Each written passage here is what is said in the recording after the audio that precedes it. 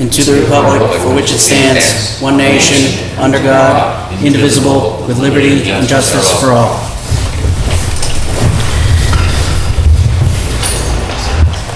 All right, this meeting is being recorded in accordance with the requirements of the open meeting law and is being recorded and broadcast over Lunenburg Public Access. I'll take roll call. Here. We're all here aside from our missing member. Is there any public comment from the public? No? All right, with that, we'll go into our first appointment, which would be the revision to the Unitil project. Doesn't have the address. 357 357 Electric Avenue. Oops, sorry. Is there anyone here from Unitil? Does everybody have a plan in front of them? I have other plans too, if you'd like. I do. I don't think we got it. You guys all set, or would you like a copy? It's right here. Okay. Good evening, everybody. Jamie Rowe, Whitman and Bingham Associates, representing Unitil. It's been a while. It's good to see everybody. As you know, Unitil is well into construction, and as we're going through construction, materials are being chosen that probably weren't chosen during design. So we're asking for an approval from the board for a change, and we believe it meets the de minimis change procedure that you have in your code. We're changing the location of a transformer, and because of that change in location, we're going to be reducing the total parking spaces by 2. That change is going to be going from a total of 71 down to 69, and the reason for the change in transformer is the gate that was chosen, the security gate, is going to be a sliding gate. And that sliding gate requires more space between where we had the previous location of the transformer to where we have now. Where we have now is going to allow for additional maintenance and space between the transformer and the gate to operate correctly.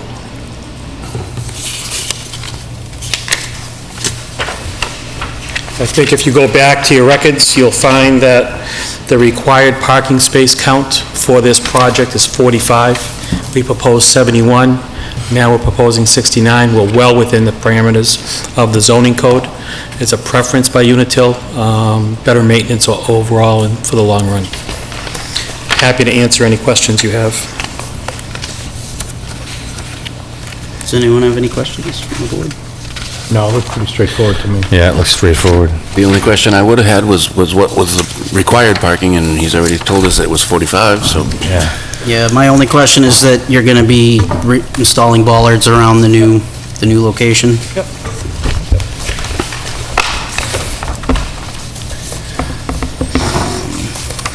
Guess I'd accept the motion to accept the changes as outlined in the plan. I move that we accept the changes as outlined in the plan. Second? Any discussion? All in favor? Aye. Aye? Aye. Aye. That was easy. That was easy. Thanks. Thank you. Very much.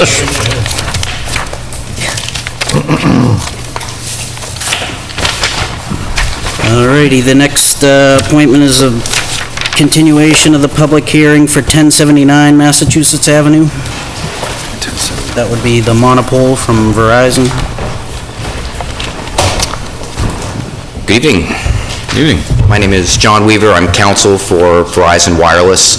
My colleague, Victor Manugian, represented Verizon at the last meeting, but he was unable to be here tonight, so I'm pinch hitting. So if I'm not quite up to speed entirely, please forgive me, but I think I'm right there with you. I missed your first name. Can Oh, sorry, I'm John Weaver. John. Nice to meet you. So as I understand it, there was a hearing at the board's last meeting. However, there's not a sufficient number of board members to have a vote. So Victor basically presented our case with the understanding that a vote or further substantive conversation would happen at this meeting. I'm happy to summarize the project for anybody that missed it, but my understanding is that he gave the sort of the pitch at that time. So if you'd like to hear that again, I'm happy to do that. Otherwise, I can move into the questions that were remaining before the board as I understood them at the last meeting. Do any members have any questions No, I think we this can time? move. I'm hear what they have to say. Okay. Okay, so as I understood it, there were several board members and some of the residents that were in attendance last time had a few questions, and based on Victor's notes and my further work, I have some responses to those. So one question that came up was the rent that the town will be receiving from this. The rent calls for $30,000 each year with an annual increase of 3%. That commences on the first day of the month after the date that Verizon obtains all necessary government approval, so essentially at the first day of the month after a building permit is issued, is typically the way that works.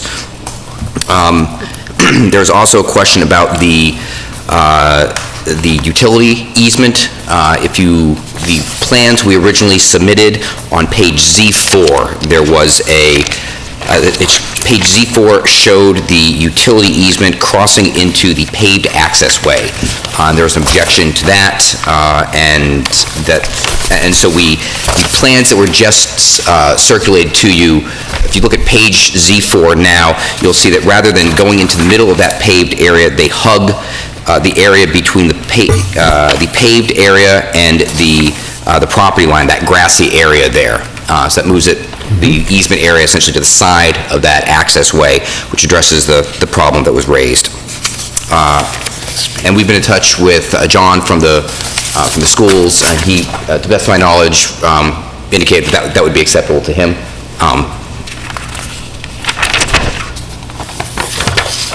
Then finally, there was a question about the warrant article, some questions as to whether this project was tied with another. The 2016 town meeting list of warrant articles, this is Article 27, approval of telecom facility.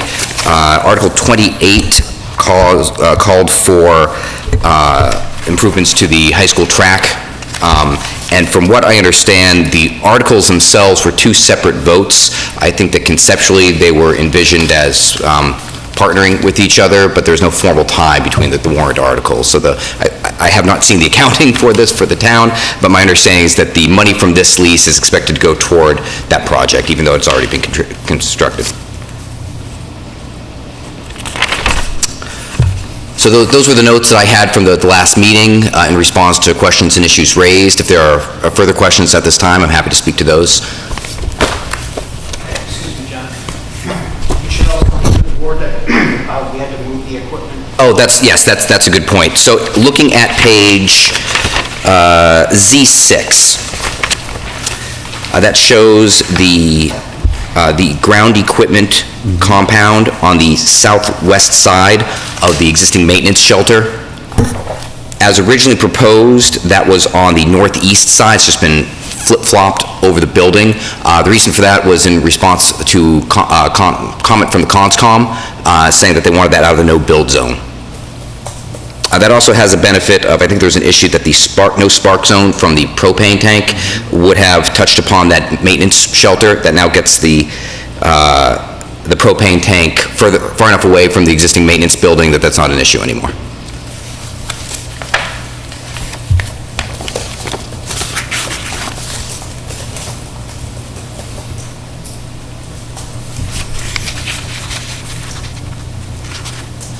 Have you received the approval from the CONSCOM yet, or is that still in process with them? No, they... Sorry, this is David Vivian. He's the site acquisition expert. Sure, yeah, if you wouldn't mind stepping up to the mic. Our representatives just passed along that the revised plans here at the CONSCOM's request, so that will be taken up probably on the final vote at their next hearing. Okay, that's fine, I was just making sure, thank you.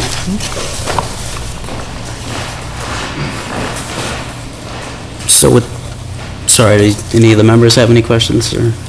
Yeah, just maintenance questions. I don't know if these are appropriate for you, or maybe John can help, Mr. Londa can help. Who's responsible for the snow cleanup inside the compound? Verizon would be responsible within the compound itself. That'll be locked only to Verizon personnel. And does it need typical snow clear-out maintenance? Probably less intensive than you would imagine. Essentially, there just needs to be foot access from the gate to the equipment cabinet that's there and the generator for maintenance. Okay. So there's not a lot of snow clearing, removal. And access to it would be provided by the school maintenance? I would imagine. So the access to the compound and away from the compound? So the existing paved access road that goes to that maintenance shelter would be used for access to the Okay, compound as all well. right.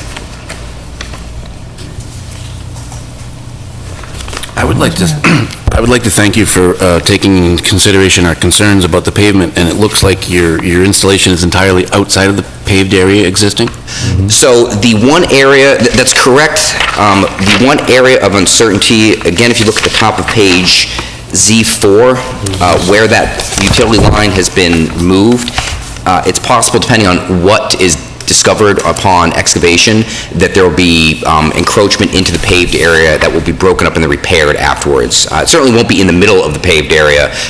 They'll be minimized to the extent possible, but if there are, at one point, there are electrical service, cable, mass broadband, had conduits under there. To the extent that that's still there and we need to work around that, that could change what ultimately gets dug up. I see. But that would be the one area of concern. Everything else should be outside of the paved area. It's shown well, I think, on the top, on page Z6.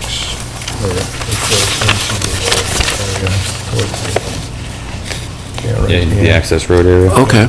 Yeah, also on Z6, it does go into the paved area. Oh, I'm sorry, yes, you were correct. That is correct. From what I understood, that area was less of a concern than further down.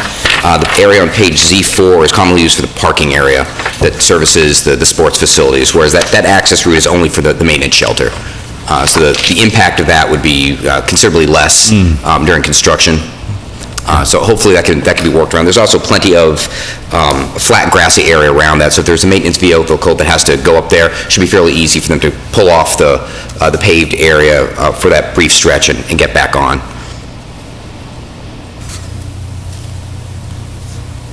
So I'm sorry, does that exist paved right now? That is existing pavement now, yes. Okay. So that'll be broken so that the utilities can be put in and then paved over and repaired upon construction completion.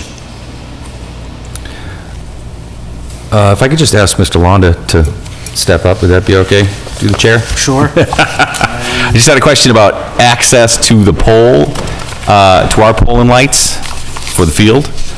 They're going to have a gate around the whole, as I understood, the whole unit, which includes our pole. Are you going to have access to, are you going to have sufficient access to change lights and whatnot if you have to? If we had to get up there, we would have to get some lift up there to be able to get to it. It's not something we haven't done any maintenance on these since I've been here in the last 19 years, but... But chances are you wouldn't have to actually enter the gate, you could get up and over. Yeah, I would think we would go over, like okay. from the track, I would think. Okay. And the spark zone doesn't raise any concerns for you, the fact that it's outside the gate No. on the compound? Okay, thank you. Another question, Ms. Londa? Through the chair. It looks like that existing paved roadway that goes to their turnaround area, it looks like it dead ends there currently? Yeah, it transitions to gravel, I believe. So is this going to impede at all your access or your usability for that existing access way? Only during construction. After that, I wouldn't think it'd be an issue at all. Afterwards, no? Excellent. I'm very glad to see a school school person here. Thank you.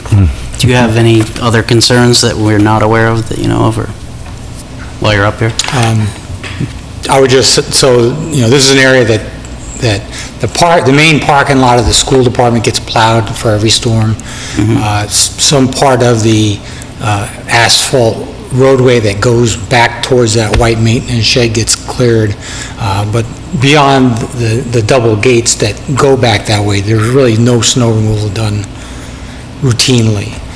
So if someone decided they needed to get there, it would be, additional effort to get that there. It's not going to walk up to the enclosure and find it, oh, we're here.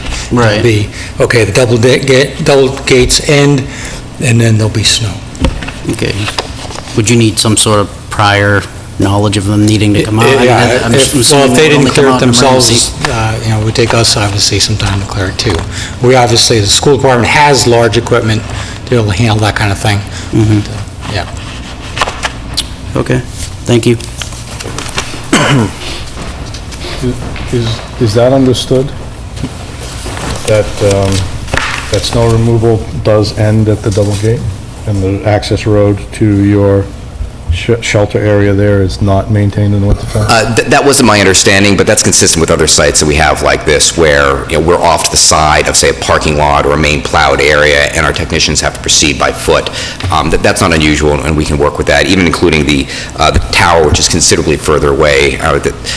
We have sites that are literally on a mountain in the middle of nowhere, and our access easement during winter months is a snowmobile trail, and that's what we take, so that this wouldn't be out of the ordinary. Okay. Through the chair, I think at the last hearing, your partner did say that in the event that snow wasn't cleared, that Verizon would take clearing it upon themselves if they felt necessary to get in there with equipment or something else. Yeah, and I think that's consistent with previous practices, yeah.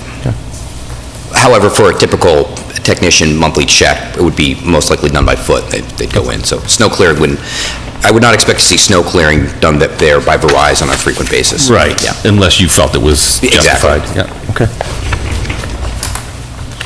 And can I ask one more question? Certainly. So I did watch the previous meeting on this, but I'm not sure I caught, you identify a 75-foot radius and a 500-foot radius. What is the purpose of identifying those radiuses? So the 75-foot radius is the fall zone for the tower, so that these are engineered to collapse under their own weight. In the unlikely event that it would go like this, that the 75-foot radiuses show where exactly that would fall. The 500-foot radius, as I recall, and perhaps somebody that has worked on that particular portion more than me could, if I'm incorrect, correct my error, but my understanding is that that's prescribed by the town's regulations and to show what that radius is. That's a town-prescribed radius that we have to show. Oh, so yeah, David, please, by all means. It's for residences, John. Oh, excuse me, thank you. So to show that what residences are within 500 feet. Ah, gotcha, okay.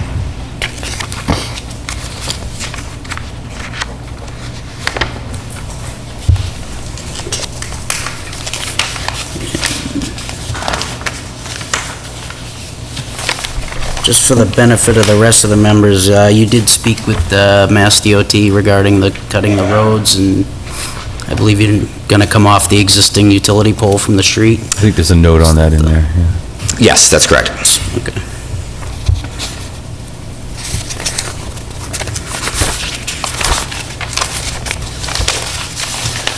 Was this peer reviewed at all? Yes, Yes. Initially it was. yes. But how about, we've got a revision date of today for submittal.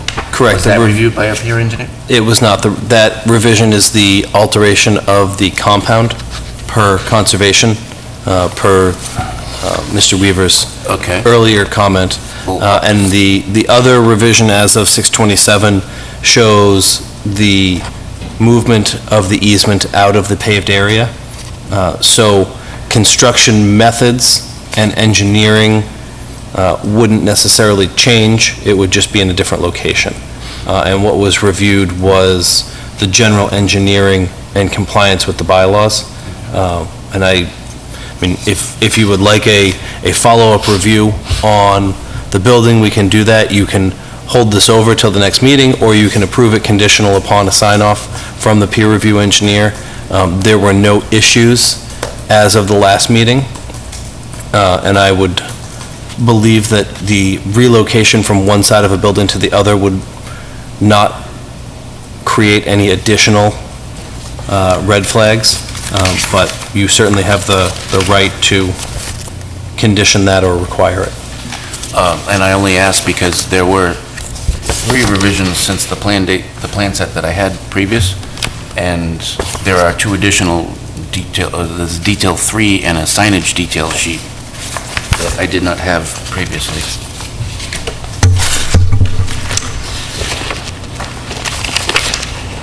Is the signage in that, or is it? Well, what I had, and then the revision history is out of sequence as well, but The last set I have is 6/2, and then the 6/27 was submitted last week, and then the 7/10 was submitted this Okay. evening. maybe I'm looking at the wrong.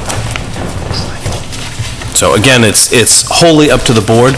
I don't think any of the changes involved alteration of engineering. They've been relocation of facilities. The sign details, I think, were something the board said they were just looking for clarification on. And if I make comment, that the signs act were in response to the review that was submitted, that was produced on May 30th.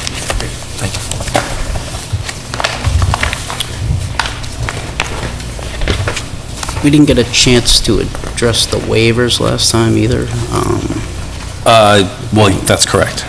Did we, I can't remember if we went through them. I don't believe that you did. There may have been a short discussion about them, but they certainly were not, there wasn't a straw vote or any long discussion about approving or disapproving.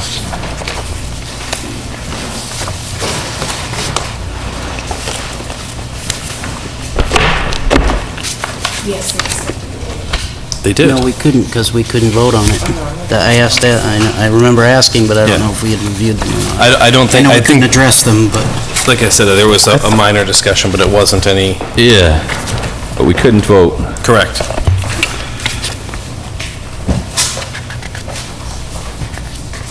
I believe there's only one waiver request, and I can speak to that if that would be useful. yeah, if you wouldn't mind. So the one waiver that was requested was from Section 1E of the Rules and Regulations of the Planning Board for Telecommunications and Cellular Facilities, which required a balloon float.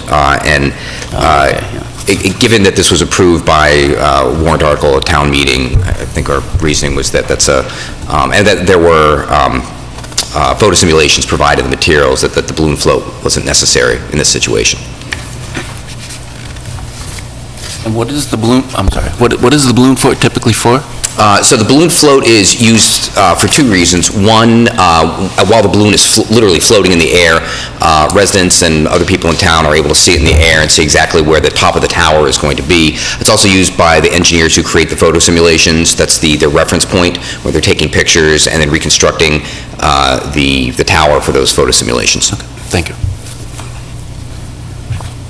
And your tower's only a It's only 50 feet taller than the existing tower, light tower that's there. existing one, okay. And you can see in the photo simulation Photo simulations pictures that are really good. other towers that are at other fields are much higher than Yeah. what's proposed I here. remember So the discussion, and it's also 4 feet lower because it's down the hill, and Yeah, exactly. it's actually 76 feet high because of the pad, not just 75, so we talked about all that stuff.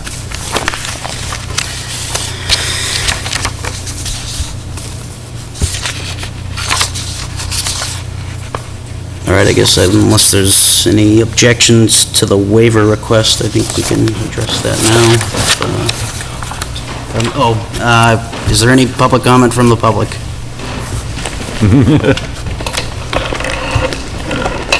If you would please identify yourself and... Sorry to get out of your way.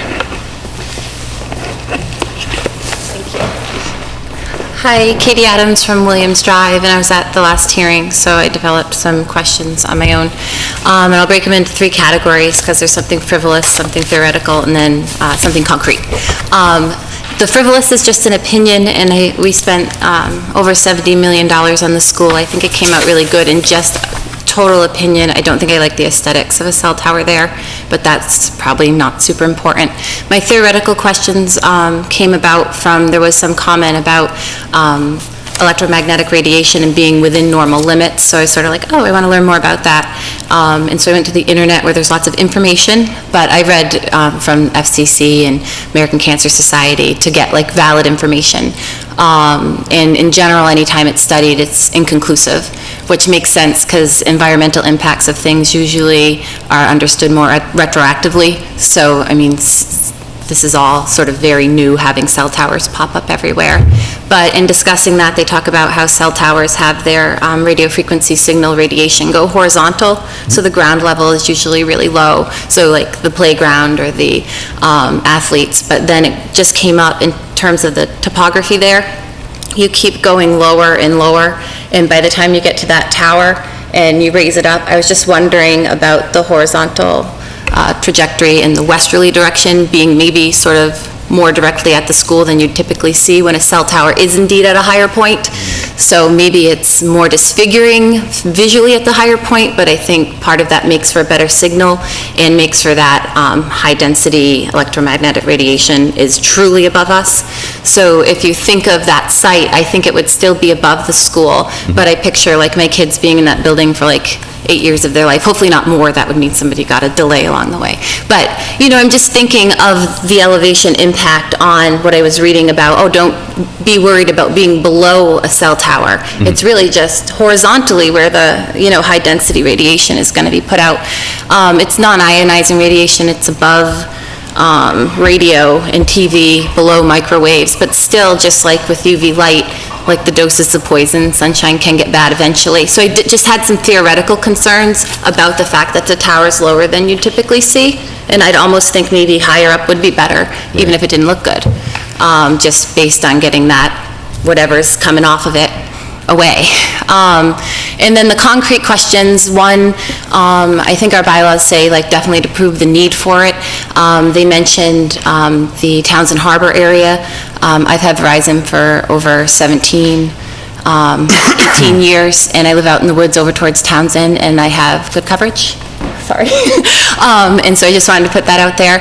And then most importantly, I was wondering if they plan to have other tenants on their tower. A lot of times the owner of a cell tower will have other tenants. And this reminded me a little bit of the solar power concerns, because then you sort of are conducting a little bit of maybe commercial or industrial business on a site where it's not really typically meant. And actually, the owners of a tower can pull in a huge profit off of having other tenants on their cell tower.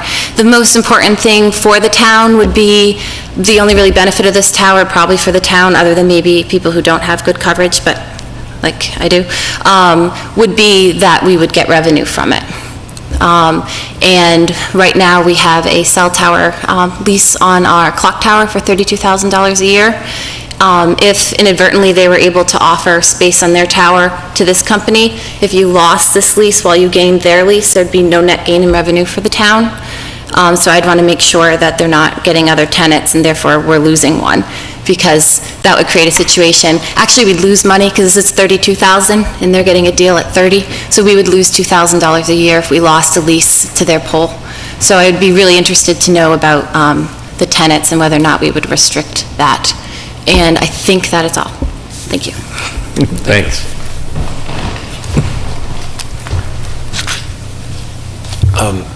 Go right ahead. She brought up a really good point. We do have a current existing tower on the town hall, and now they're proposing to put a tower on the school property. So is that revenue, the $2,000 less per year, is that going to go to the schools now rather than the town? No, I think she's saying if we lose this, and it goes over there. No, I understand that. There are two different companies. Okay. There's one company that's on Town Hall, and this, now Verizon is proposing to be at the school. So there are two separate leases. I misunderstood. I thought it was Verizon company. No, I think that the concern is if co-location were something that Verizon were interested in, and they were able to offer a rate for the company that locates on Town Hall that was better than what the town is offering them, that we would lose out because we would lose the rent from this location, and they would then be essentially probably negating their payments to the town, and it would be revenue neutral for them, and the town would lose out on the $32,000. Oh, interesting. But also, it doesn't negate my point, that is this money going to be going to the schools, or is this going to be going to the town? It's kind of irrelevant, and I think that was spoken about at town meeting. I mean, we're just looking at the physical form of the tower and the location, not necessarily the monetary policy of town on how they're spending the proceeds. I respectfully disagree, but yes, thank you. Do we know when the term on this lease ends on this building? I believe it was just renewed within the last 2 years. That's what I thought, yeah. And they tend to be 10 years with 2 5-year kickers or more. And if they were going to add another one, something else on that tower, they would need to go through a process through the school, or? It would depend on the lease, and you know, I'm going to defer to Mr. Weaver, but I will make one comment, and you know, Verizon is all over this. So it seems to be a corporate tower as opposed to what you often see is, I know Star Tower is one that I've seen a lot of. They're a tower company. They build towers and they rent space. The advantage right now for Verizon would be, we've got this space locked down, and they can hold that over a competitor, as opposed to if they start co-locating. I also think there may be some vertical issues, but I'll So Verizon is not, as you pointed out, in the tower. Is it a tower, or is it in the actual clock? Oh, this is in the clock here. So that has some space limitations, that doesn't necessarily preclude other carriers going in there. Verizon's not in there, so that... Correct. Right. So I couldn't speak to the carrier that is in there, what their RF needs are, and in general can speak to the needs and plans for other carriers. But you are correct in saying that when Verizon puts up a tower, they don't do it with an eye toward future subleasing to AT&T or Sprint. They have a need, they need to fill the need in terms of coverage, and so the tower, they've looked at existing buildings, they've looked at existing towers, and the only way to fill that need is with a new tower. Now, all of the carriers essentially have master agreements with each other that allows co-location on each other's towers, and that's not so much an economic driver, it's not a revenue driver for any of the companies, but rather just a practical matter in the field.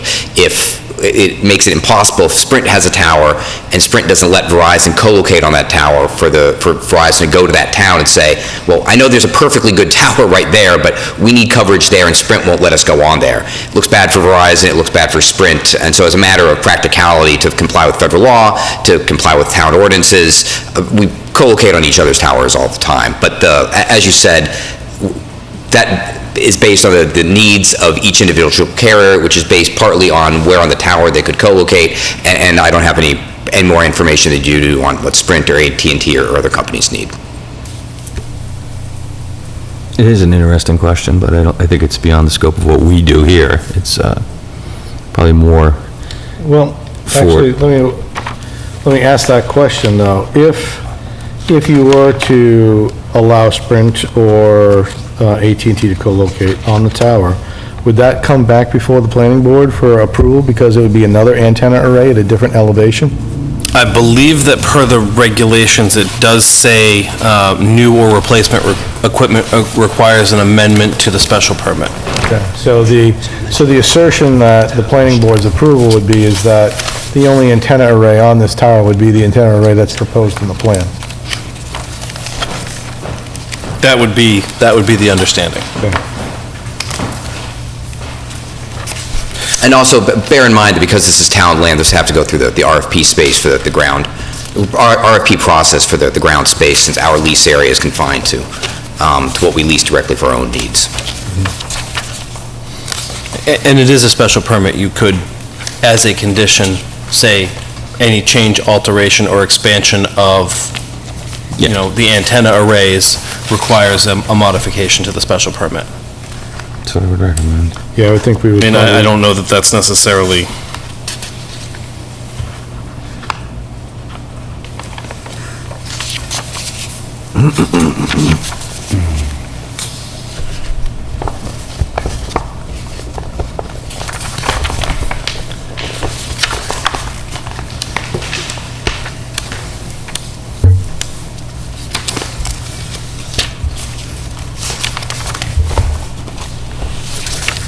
Section is the...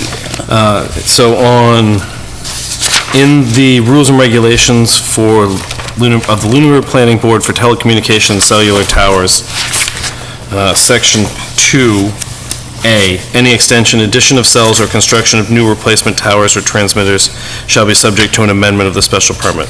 So it wouldn't even need to be a condition, but if you Okay. were intimately concerned about it, you could, spell it out even more so that it's attached to the approval, but the regulations do require it. All right, great. And to Mr. Allison's concern about where the lease money is going for subsequent carriers, that the negotiation with, there will have to be a negotiation with the town one way or another. So whether it's for space in the clock tower or ground space at the high school, subsequent carriers are going to have to come to you. That was more of an internal issue, whereas schools are separate from the town's I finances. see your point.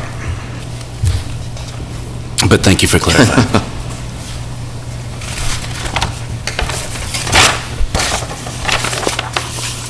Any more public comment from the public? Mr. Londa? John Londa, Director of Facilities for the School Department. Just wanted to clarify that the entire school campus, including the track and field site, is all school grounds. However, the track and the field immediately to the east of it are under the control of the Parks Commission. And so it's just a little clarity. So the money would not come to the school department. I said it's coming into the town and I think for purposes to help fund repairs to the track and field. Right, so the Board of Selectmen negotiated that, not the school. I was acting for the Department of Public Works when we put the RFP out. So I'm aware of what was the basis of the contract. We did consider also a very large tower, upwards of over 250 feet. Would have been able to have many carriers, but it also had a lot of risk associated with it, which you might not have carriers actually on the tower and therefore not get as much revenue as we are getting with this contract. Thank you. Thank you.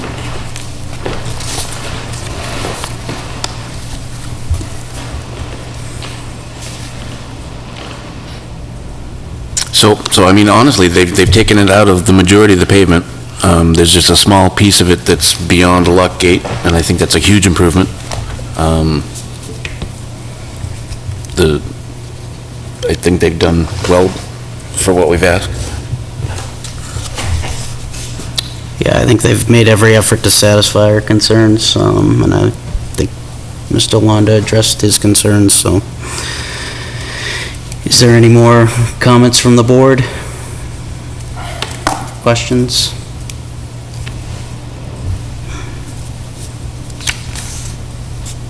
We still have to deal with the waiver? Yes. So, unless there's any objections to granting the waiver, I would entertain a motion to grant the waiver for Waiver the, is just on the balloon float? just on the floating balloon was the only I waiver would that move was. that we waive the floating balloon in light of the fact that the tower height in the drawings did a fine rendition of what it would look like when installed. Second. Any discussion? All in favor? Aye? Aye. Aye. Aye.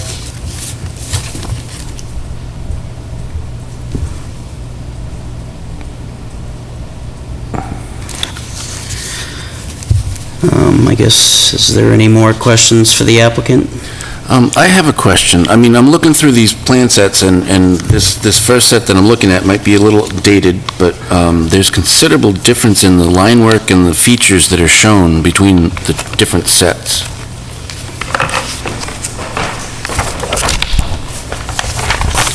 What's your earliest copy that you have? Received July 6th? Should be 427.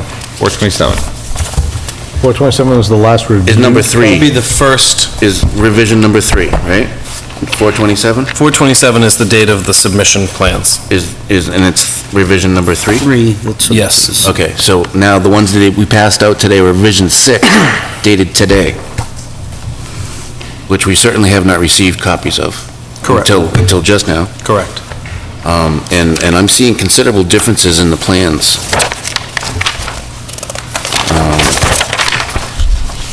I mean, obviously, there's going to be some revamping because of the relocation of the propane, right?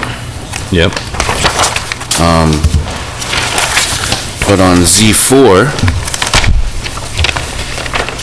plans that I had before showed existing sewer, existing drain, and they showed an existing leg going to the front of the school that's no longer shown, which really doesn't have much impact on the other thing, but I just have to ask why they were changed. This is Oscar Suarez, he was responsible for the plans. Hi, good evening. I just have to remind myself with the drawings that you're looking at right now. So it's the original page from version 3 that he's... I think when we developed the zoning drawings, Rep. 3, there were modifications afterwards because the high school was going through a process of remodeling the whole area. So we sent our surveyor back to verify the existing conditions on the driveway. So that's why you see the changes of the layout of the driveway, and they removed some catch basins out of there. And that's why you see the changes between the Rep. 3 and the Rep. 6. But actually, Rev 6 doesn't show a driveway leg going to the front of the school. That's there still, right? It's just that our limits for the scope of work, it was limited to what we needed to Okay. have done. Sure. Yeah, I mean, I'm seeing existing trees on the Right. initial one and... I don't think that driveway to the front of the school is there anymore either, No. because there's a hill here and there's a soccer I field. don't go there. No, it goes in, there's the student parking, and then there's the new sod field, but there's no road Okay. other than the entrance. Okay, so then, Split off to go around the parking. then it's been improved. The existing sewer, existing drainage, existing trees, the trees were off locus, so that doesn't matter.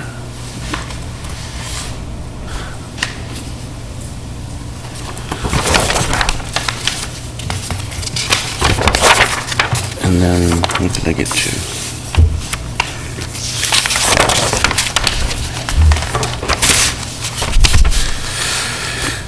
And it was just entirely different on Z5, but again, it's outside of your easement even, but even the line work within the easement is different.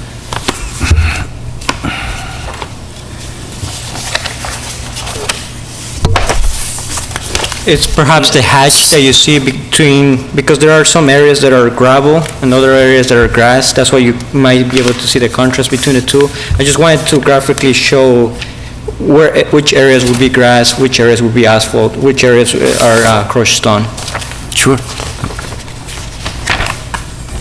No, I like the improved graphics. That's much easier to read. Yeah, it looks like they moved the pole box.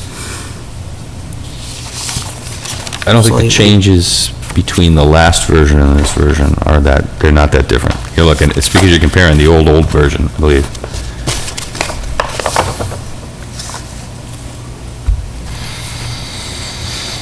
To the newest. That's cool. I just wanted to bring it up. I appreciate you addressing it. Of course. Thank you. Thank you.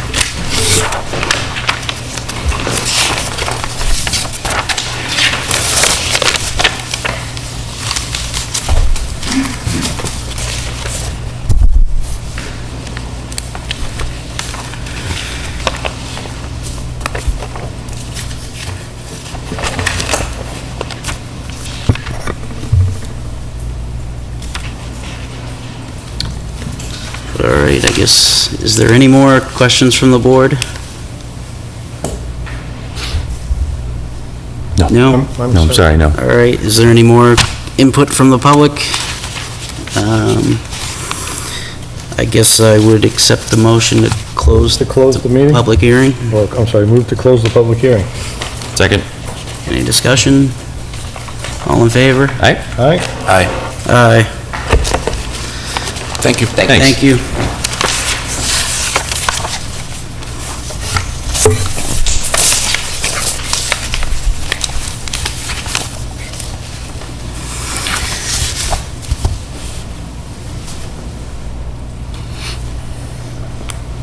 All right, I'll open it for deliberation. So we're going to get some feedback from Conscom on the repositioning of the, Yeah, I believe, the, Well, you've closed your public hearing, so there's no more testimony. no, I'm saying, they still have to approve it. Yes. Yes. And I think we should include our usual boilerplate to make sure that it, meets with all future conditions.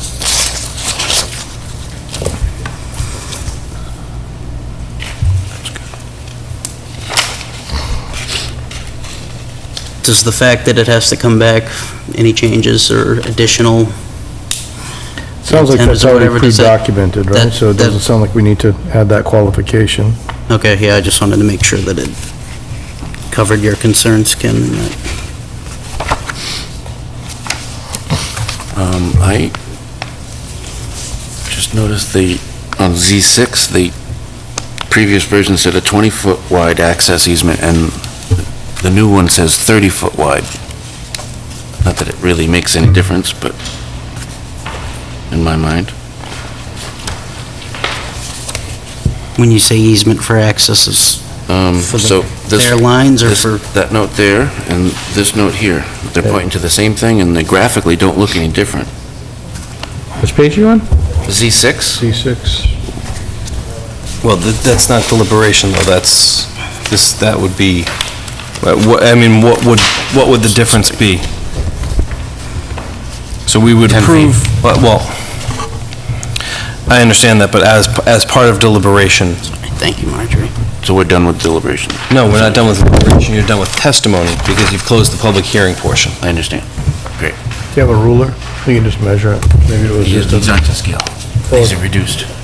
Oh, We can find the scale. there's 1 inch equals 40 feet for 11 by 17. Yeah, right. So you take the scale to the bar scale, and you see what it actually comes close to. Pardon me. Well, the easiest way to do it is if you look at the proposed Verizon wireless fenced lease area, it's 28 by 14, and it takes up approximately half of that access easement. So the 30 feet is correct. Okay. Should have been a misprint on the previous. Sure. It could have, could be a multitude of things. I completely understand. Yeah, the dotted lines haven't changed, though, No, right? it So- doesn't look like they have. So I think that the 30 feet is fine. This is just another example of what I've been saying is it really is horrible to receive stuff on the day of the hearing.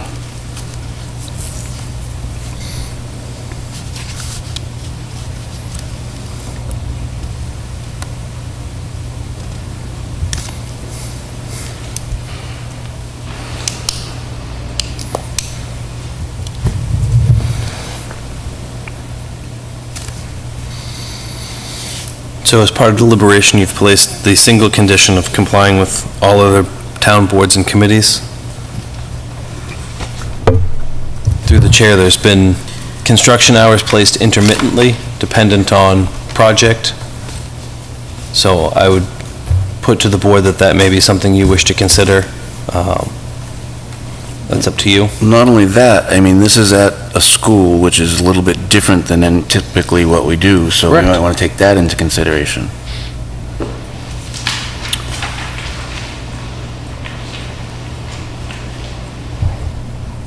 As far as like security fencing or something of that nature? Well, I mean, a defined limit of work and making sure that they're not impacting the students coming and going, or the faculty, or, you know, the learning going on. During construction, is the field use going to be impacted at all? I believe Ms. Alonda said that would be the only time that it would be impacted. No, he said the access road would be impacted. but Well, the access to the field. The actual field use will Oh. not be impacted, right? I believe them to move they moved the pole to, Well, I also think that it's July 10th, so you'd be signing this on July 24th, which would mean their appeal period would run into August. They do have the right to proceed with construction at their own peril. Now, Verizon being a large corporation, they tend to be more cautious, but this is a project that was approved by our legislative body, so one can infer, and, you know, these would have been good questions for testimony, but one can infer that they may move forward with the placement of conduit in order to get off the area that would impact day-to-day school operations sooner rather than later. They're not traversing a tremendous length, and it's all within the unpaved area, so any reclamation is a relatively quick process. I don't believe that this would be a long-term impact on the students, and I believe that that singular light pole would not preclude the long-term use of that field, if it were to be removed prior to the installation of the base. And it will be during longer day periods anyway. Correct. Beautiful. So would it be prudent for us to condition hours before school starts versus if construction continues after school starts? I mean, construction hours up until, Beginning of school. August August 28th. 26th or whatever, and then Sure. construction hours for after August 26th. I think that could possibly be something you could consider. Again, I would say that you want to be reasonable. The school is located on a state-numbered route, so it's not as if it's out in a country field where you can hear a pin drop. There is a significant amount of exterior background noise already, and I don't believe many, if any, of the windows in the school open, so it's not as if they're going to be trying to air the classrooms out to cool them off and be impacted by dust, noise, etc.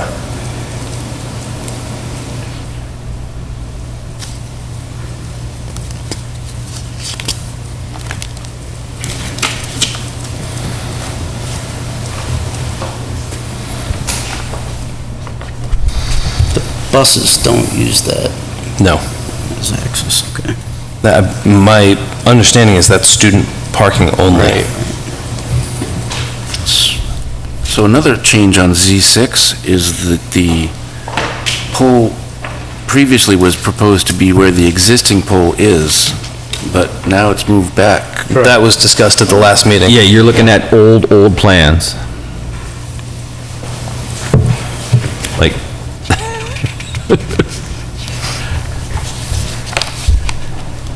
Yeah, there was a dialogue about moving that pole.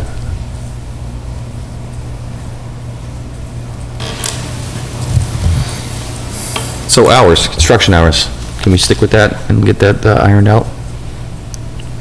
Sure. I don't have any problem with standard construction hours until August, 26th, somewhere in there. Yeah, Trying to figure out how we would alter them after. Well, yeah, I would Alter say, construction hours during school. well, you Start could, at like 9 o'clock. I was gonna say, I would say if you were going to do it, you would have them have a later start. Right. So that I would, access to the facilities were not impeded. correct, so that students could get in. I would say students exiting the school is has less impact than, That makes sense. So limit start time to 9 o'clock after August 27th? yeah, and if it takes a kid an extra 10 or 15 minutes to get out of the parking lot, that's less harmful than it taking someone an extra 15 minutes to get into the parking lot. Yeah.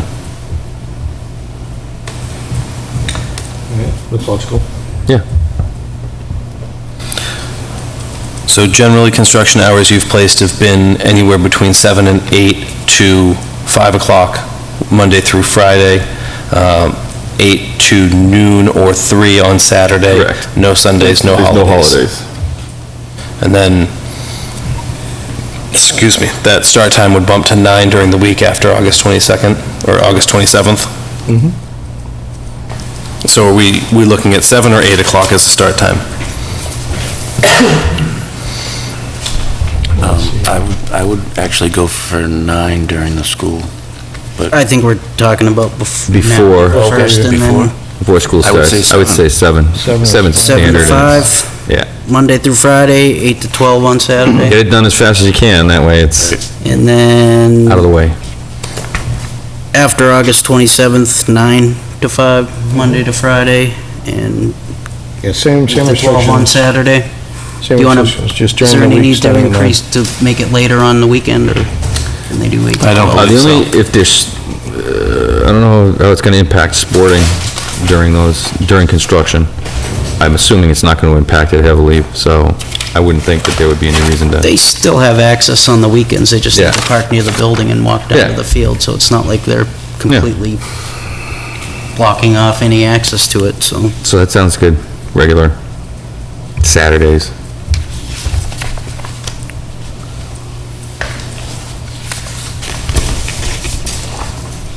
That's it for construction hours?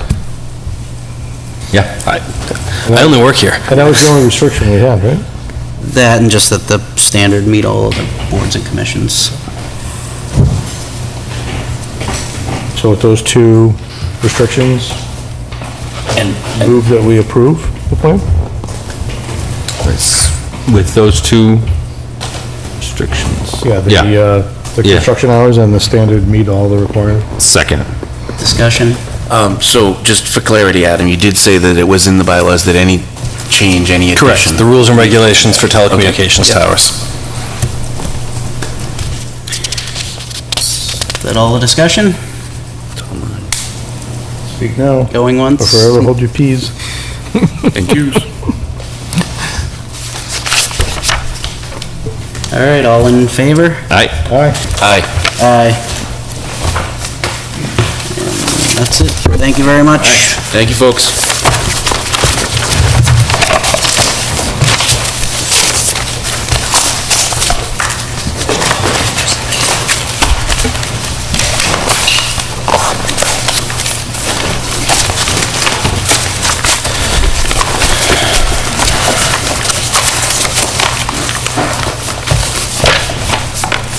All right.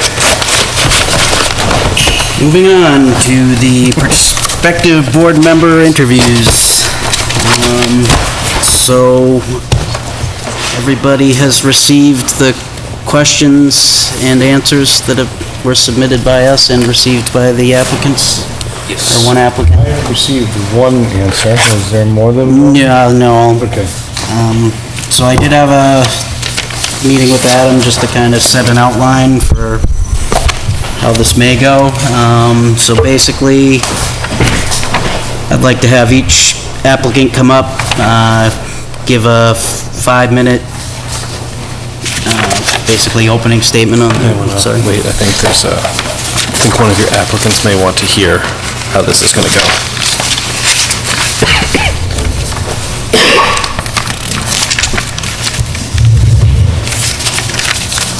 Ms. Adams.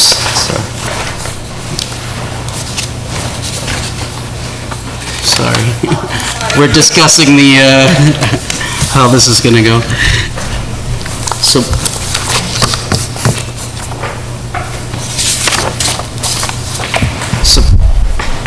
basically, I'd like to have each of the applicants come up and just give a 5-minute introduction and why you're interested in the planning board. And then we'd like to have each of you address the questions that were submitted. We'll give you probably 15 minutes each. And then after that, we'll go into board questions and dialogue, and that can take as long as is needed until everybody gets the information they need. Does that sound acceptable to everyone? That sounds fair. Good to me. We received 2 applications, and I probably would give Ms. Adams the opportunity since she submitted hers first, and we'll just do it that way. So if you'd like to come up and introduce yourself, and we'll give 5 minutes for that, and then we'll allow Mr. Jeffries to sing. All right, that's a big introduction. All right, so it's Katie Adams from Williams Drive, and I first put interest in the position back in May on a talent bank form, because with the uncontested election, it was very likely there would be a vacancy. I've always been really involved in town things, but not in town government. And I sort of crossed over in January when I started advocating for improved student safety and security after an intruder event at Turkey Hill Elementary School, which led to then advocating for improved funding to public safety. And I just kept coming to different things, and my main goal became sort of piecing everything together. And so I did a lot with finance committee meetings and advocating there. And then I started coming to some planning board meetings, a lot of selectmen's meetings. I became really just interested in how it all connected and where decisions were made and how they were made, and really in a larger scale how they all sort of interconnect. from the perspective of like advocating for public safety and really seeing Lunenburg in a lot of ways as its old-fashioned rural south, where we don't have it, we're like 8 officers shy of what's federally recommended. We have a part-time fire department. We don't have a paramedic. And so I really started there, seeing all these needs as our population boomed and all these, development projects have happened, and not necessarily seeing the connection between, the municipal side growing. And so that's really where my interest started.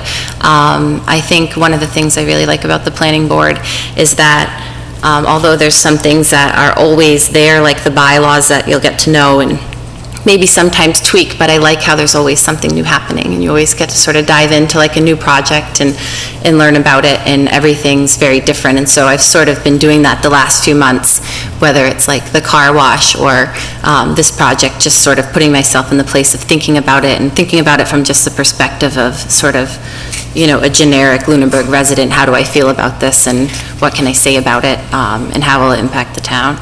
And so, yeah, it's just all part of the process of finding a place where I can, I come to the meetings anyways, not necessarily these, but all sorts of meetings. And so I feel like if I want to invest my time in going to things, it would be nice to really be able to dive into something. So that's 5 minutes, maybe? It's fine, you don't have to use all the time, but Okay. that's perfect. Are you Okay, finished? so with the questions, I didn't know if people want to ask them. Actually, yeah, we were going to allow each applicant to give their opening thing, and then we'll go to each of you for the questions. if Okay, that's so Yeah, if you would like to sit down there, and then we'll, just if you want to sit in the front, so you're not going to walk all the way back up here, would be great. It's a new process for us as well, so it's... Hey, good evening. I'm Michael Jeffries, live at 1170 Massachusetts Avenue, here in Lunenburg. First, before I begin, I want to state that I think Katie is a very qualified applicant. Her and I had the ability to go to school together. She was a year ahead of me. So I gotta throw that in there, that little jab in there real quick, that she's a little older than me. But certainly, at the time she was a Byron, now she's an Adams, but certainly I want to express that I think Katie is very capable. She's incredibly intelligent. I think she brings a lot to the table. My background, I sent over to the board a background letter to you guys, so I'll speak briefly just for the people at home and whoever's going to watch this on YouTube, that I graduated from Lunenburg High School in 2000. Over the past 17 years, my experience, I've spent 18, I joined the military in 1999 between my junior and senior years of high school, and I've been a member of the Army Reserve for the past 18 years. I was deployed when I was 20 years old, and I turned 21 in a war zone and came back right before my 22nd birthday. So I do have experience as a veteran. My experience in the military is varied, as I believe I sent over in the email. My last major I'd say experience with the Department of the Army was working as a civilian in New York City. It was quite an interesting job. Certainly walking into it, I'll be the first to admit that I probably did not I was probably more unprepared than I anticipated. Certainly the learning curve was steep. So I will certainly state that. But that was a very interesting job. We were working with nuclear, chemical, radiological, biological warfare, which we were supporting our coalition assets here in the United States, coalition assets abroad, as well as providing support here with the United States. This required coordination with a variety of resources, both state and federal resources, as well as with the Department of the Army, training throughout the country. We deployed 120 soldiers that I was directly involved with. I mention this because these are the things I think that I've done in my career that I'm probably the most proud of. I work now as a property manager here in Lunenburg and in the surrounding areas. I'm also a home improvement contractor. My interest in joining the planning board, I'll tell you, a lot of times I think that people get involved in politics because something happens. And then you realize, I think when something happens, that, hey, I need to either get my voice heard or I need to get involved. And when there was, the proposal to build a marijuana cultivation facility in the property adjacent to mine, that certainly got my interest. And I did come to a Board of Selectmen meeting and I voiced my opinion. And that was the extent of my involvement with relation to that. I don't believe it's reasonable to be involved in town politics with an agenda. So I think that when you come forward to offer to volunteer, where I'm coming from, is I recognize that with my experience, I listed a lot of it in the email, but with my experience, traveling around this country with my different work experiences, what I would like to do is continue to serve. I've served this country. I'd like to, I think I'm modest, but I like to believe it was honorable service. Certainly it's characterized that way. But I would like to continue my service. I don't have an agenda before the board. This is not about the marijuana issue. I certainly believe, I think I've stated to everyone who can listen to me, that I believe in going with the will of the people who vote. And that I don't believe that my role in any of this would be to override the will of the people, but instead to listen, to advocate, to hear, and to not force my views upon anyone, but rather to understand everyone else's views and see where in the role on the planning board, if there are any changes or any tweaks that best addresses the concerns of the citizens. I think that my experience in the military, my experience elsewhere, certainly consensus building, working with other people, being a member of a team, being able to, put in that tough fight, and whenever you come to a conclusion, fighting and defending it, as if it was something you actually supported. I think that that's, critical with anything. So, if you guys have any, I'm sure you guys have questions for me coming up, but that's my basic introduction. And again, I want to stress that I do recognize that Kate and I have very different professional experiences, but I will be the first to vouch that she is capable, and I think we were both of the same class. So, thank you. Great, thank you very much. We had copies of the questions, or did you both do you have them so you can refer to them, or do you need one, or? I have them in email form. Okay, so just so yeah, now we'd like to have you address the questions. Again, it's a lot of questions, so we're not looking for, to answer each one, but. Excuse me, Mr. Chair, are you going to ask the question of each and then give them each a chance to answer the same question, or are you planning on going through all the questions for each one independently?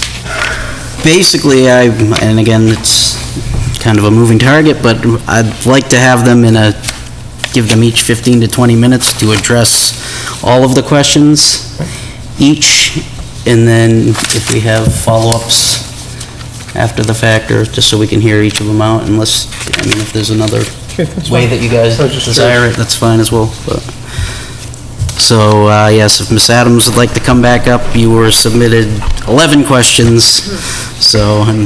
Okay. And I wanted to thank you for all the nice things. When I found out who the other applicant was, it's sort of a win-win for the town, so. If we had two podiums, we could just debate this out. Okay, so do you want me to read the question, just answer it by number? Do you want to ask the question? If you, I know it feels most... I can read the question if you want to answer it. I'll read it quickly, Okay. and then we'll just kind of go through them. How do you feel about developing commercial, industrial-scale solar facilities in our small residential neighborhoods rather than on brownfields? How about open farmland or clear-cutting carbon sinks like woodland to fit in a solar project? Would you be in favor of ensuring that commercial-scale solar is sited in commercial areas or limiting the scale of solar facilities on residential land? Okay, I would definitely want to learn about each project individually. They would be so different, but my overall opinion of solar farms is that sometimes I definitely would want to see it more of a commercial activity, and I definitely feel very happy when I see them like on the side of the Mass Pike or on an old garbage dump, on roofs. Sometimes you see a beautiful old farm or forest turn into clean energy, but you've lost land. So that's sort of how I feel about solar farms, that I feel like, the optimal places are land that's already been disturbed. Any further solar? Yeah, I think we'll get into more detail after we go through them the first time, but number 2, much has been made about bringing business to Lunenburg. Which do you think is more appealing to business? A, moving into a bedroom community that is solely increasing its market base by steady increases in housing and residents, or B, moving into a community that encourages raising taxes by keeping people out but using large tracts of land for solar development and marijuana cultivation? If we do not raise our tax base through slow and steady increases in housing, then how would you suggest that we do it? Can I go with C, none of the above? No, just kidding. That was just for fun. No, but in some sense, I mean, those are two options. I think definitely what a lot of people want to see is more, commercial activity coming, and I think there's lots of places that exist that are sort of dead space that could happen in. And, I mean, certainly bringing in stores or restaurants, filling vacant space and unused properties is a good way to generate taxes without the burden of additional residences, which cost more than they usually bring in. Is that okay? Anything else? That's good. Number 3, how important do you think zoning integrity is to a town like Lunenburg? Do you think blurring the lines between what is farming use, commercial use, industrial use, or residential use is wise to encourage growth or employment opportunities? Okay, so I think changing zoning can be very scary, especially if it changed like somebody's property value or changed how they interpret their land. Like, I think that's a really tough topic. But then at the same time, I think you look at situations in other towns and you see how would that apply here and would it work here? And I did a lot of thinking about this question when the festival was here and having their, debates about how to use land. And I thought of different things like, I don't know what their zoning was, but say a wedding I went to in Vermont, very rural, super residential. It was an old farm, and it was a bed and breakfast and a barn that host weddings. So they were definitely doing commercial activity in a residential rural space, and it was a beautiful business. So I think if it's done thoughtfully, there may be places that you could increase the use of land in ways that maybe benefited everybody and didn't really decrease anybody's perception of their zone. Okay, question 4. Should the town do more to encourage equal distribution of large 40B projects across the town, or should they continue to dump them in the Whalum area to protect other areas of town from density increases? Okay, so I think it's very clear that a lot of projects have happened in a very, small area over a really short amount of time. And I think some of what lends itself to where things are built is the location themselves and just history. I mean, where Whalum is located close to Fitchburg and Leominster, and it even probably goes back to like the Victorian trolley stop in Whalum Park in and of itself, it was a denser area, and some of it probably is why it has remained as such. And then, it's the infrastructure there, whether it's the sewage or it's, the accessibility for people to get to and from work and what made it appealing to the developer. So I don't necessarily know if it's coming from the, the town wanting them there, or if that's where indeed they were wanted. But I definitely would feel the concern that neck of the woods has had a lot of growth really quickly. And I don't know if that's necessarily fair for anybody to experience all of one thing really fast. Okay, number 5, and I'll use quotes, but not necessarily my question. I've heard it said, "I don't care what you do elsewhere, but keep your hands off my lake." Do you believe that it's fair to split a town up into those areas that deserve protections, like the carefully developed overlay in the town center, while others deserve less protection through exploitive overlays like the Whalum overlay?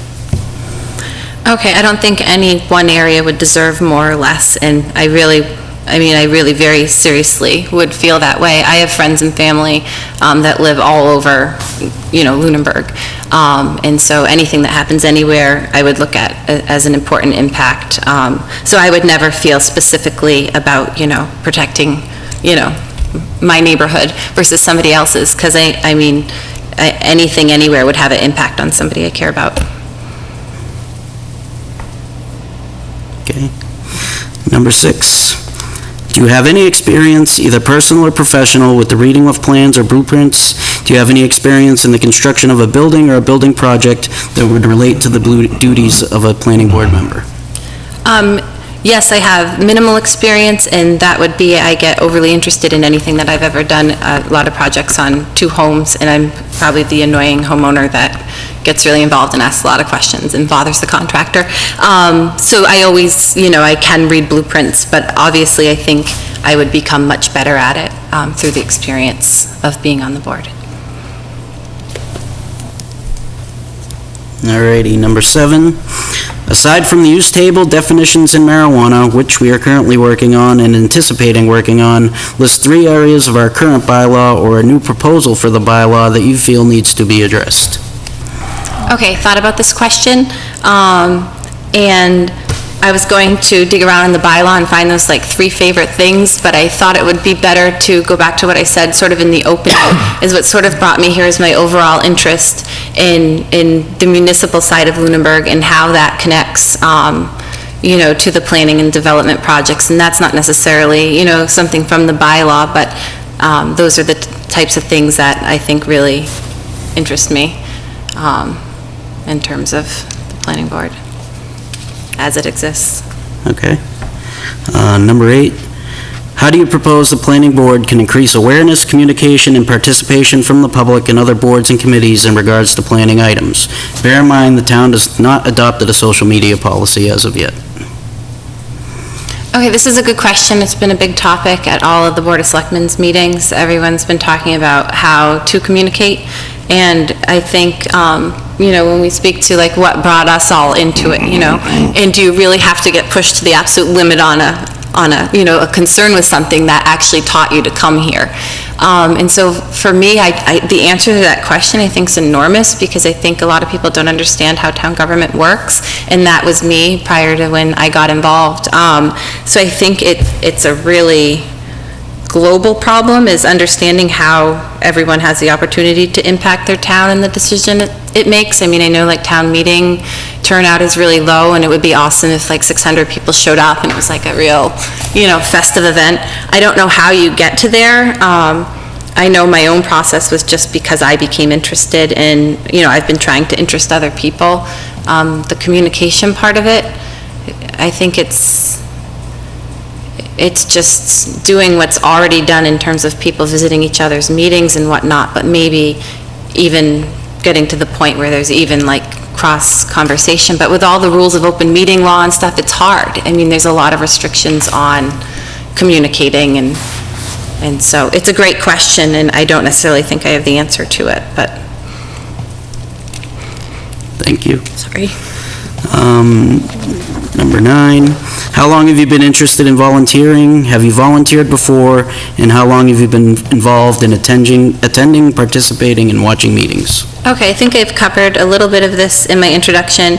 I've always sort of been a volunteer, always sort of been attracted to being in some type of leadership role. I mean, you could go back, like, in high school, volunteered all the time, was class president, that type of thing, and then, you know, was inducted to, like, a leadership society in college and things. So it's always been my nature to, like, get involved. There may have been a little bit of a lull. I've been a stay-at-home mom for 10 years, and I have 4 little kids, and so a lot of my planning was taking place at home. Then, you know, all my volunteer work at that point would have been through the school and doing things for the school. And what brought me to town was just my interest in advocating for some specific things, but then becoming globally interested in the process. And so that's my answer. Okay. Number 10, what do you think are the most important issues planning deals with? What are the most interesting to you personally? I mean, I think, like I said to an earlier question, I like the part of it that's always evolving, that each project has its own chance to sort of like develop new information, learn about it. And I would, you know, be repeating myself again, but really interested in sort of, I guess, what's referred to as like the master plan, how the development is going to, as we move forward, relate to how Lunenburg's current, you know, municipal structure more resembles our old-fashioned rural south, and how they're going to evolve together. So that would be what was most important to me. Do you realize that planning members also gain 1 to 4 additional appointments as members or liaisons to ad hoc or other groups? Are you willing and able to give 10 to 20 or more hours a month? Yes. No, truly, like, I don't mind going to other meetings, because I think that's all part of connecting all the dots that are happening, you know, in different places on the same projects. So, yeah, I would not mind doing other things.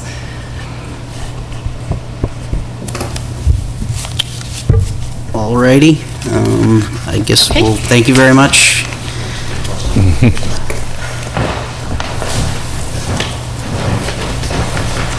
Good evening again. I'm going to recycle Katie's sheet here, so thank you, Katie. Okay. I don't know if we need to ask these questions. It's up to you, it's up to the board. All right, I will, Actually, we got all his answers, I mean, and they were pretty extensive, so I mean, do you want to go through them individually and just give them an I'd like to opportunity? give the people at home the opportunity. Yeah. Yeah, I'd like to hear, and we can, Okay. So to the first question, and I will say, as I go through this, I presented my answers to most of these questions in writing, so that way today, I can kind of summarily go through them. I also don't like talking about myself, so when we get to those questions, I'm going to be very brief. Okay? All right, so to the first question about developing solar projects, I think that other parts of the country, when I think of solar, I think of Utah. I think of driving through Utah and driving through Oklahoma, and I've driven out from here to Wisconsin. And when you go through Indiana and you're driving through Illinois, and there's miles upon miles of cornfields, what you see as well, in addition to the cornfields and whatever else they're growing, of course, are the windmills and the solar fields. When you're in Utah, all that non-arable land, I think that that's perfect for solar fields. I think that in our community, they should be limited to brown fields and commercial property. That's the summary. The second question about A or B, right? This is, we have two options in town, A or B. I don't believe that the town's limited. I'm going to read my answer here. I own a business in property management. Of course, A would be more appealing to most businesses. Mine, I can't think of many businesses that wouldn't appeal to. But I don't believe our town's future is limited to those options. As the population of the town increases, I think so should the population, as the population of our state increases, I believe that the population of our town should increase as well. I would like to see proportionate growth. I believe that raising taxes is a last resort in all circumstances, and that everyone in government has an obligation to be thrifty.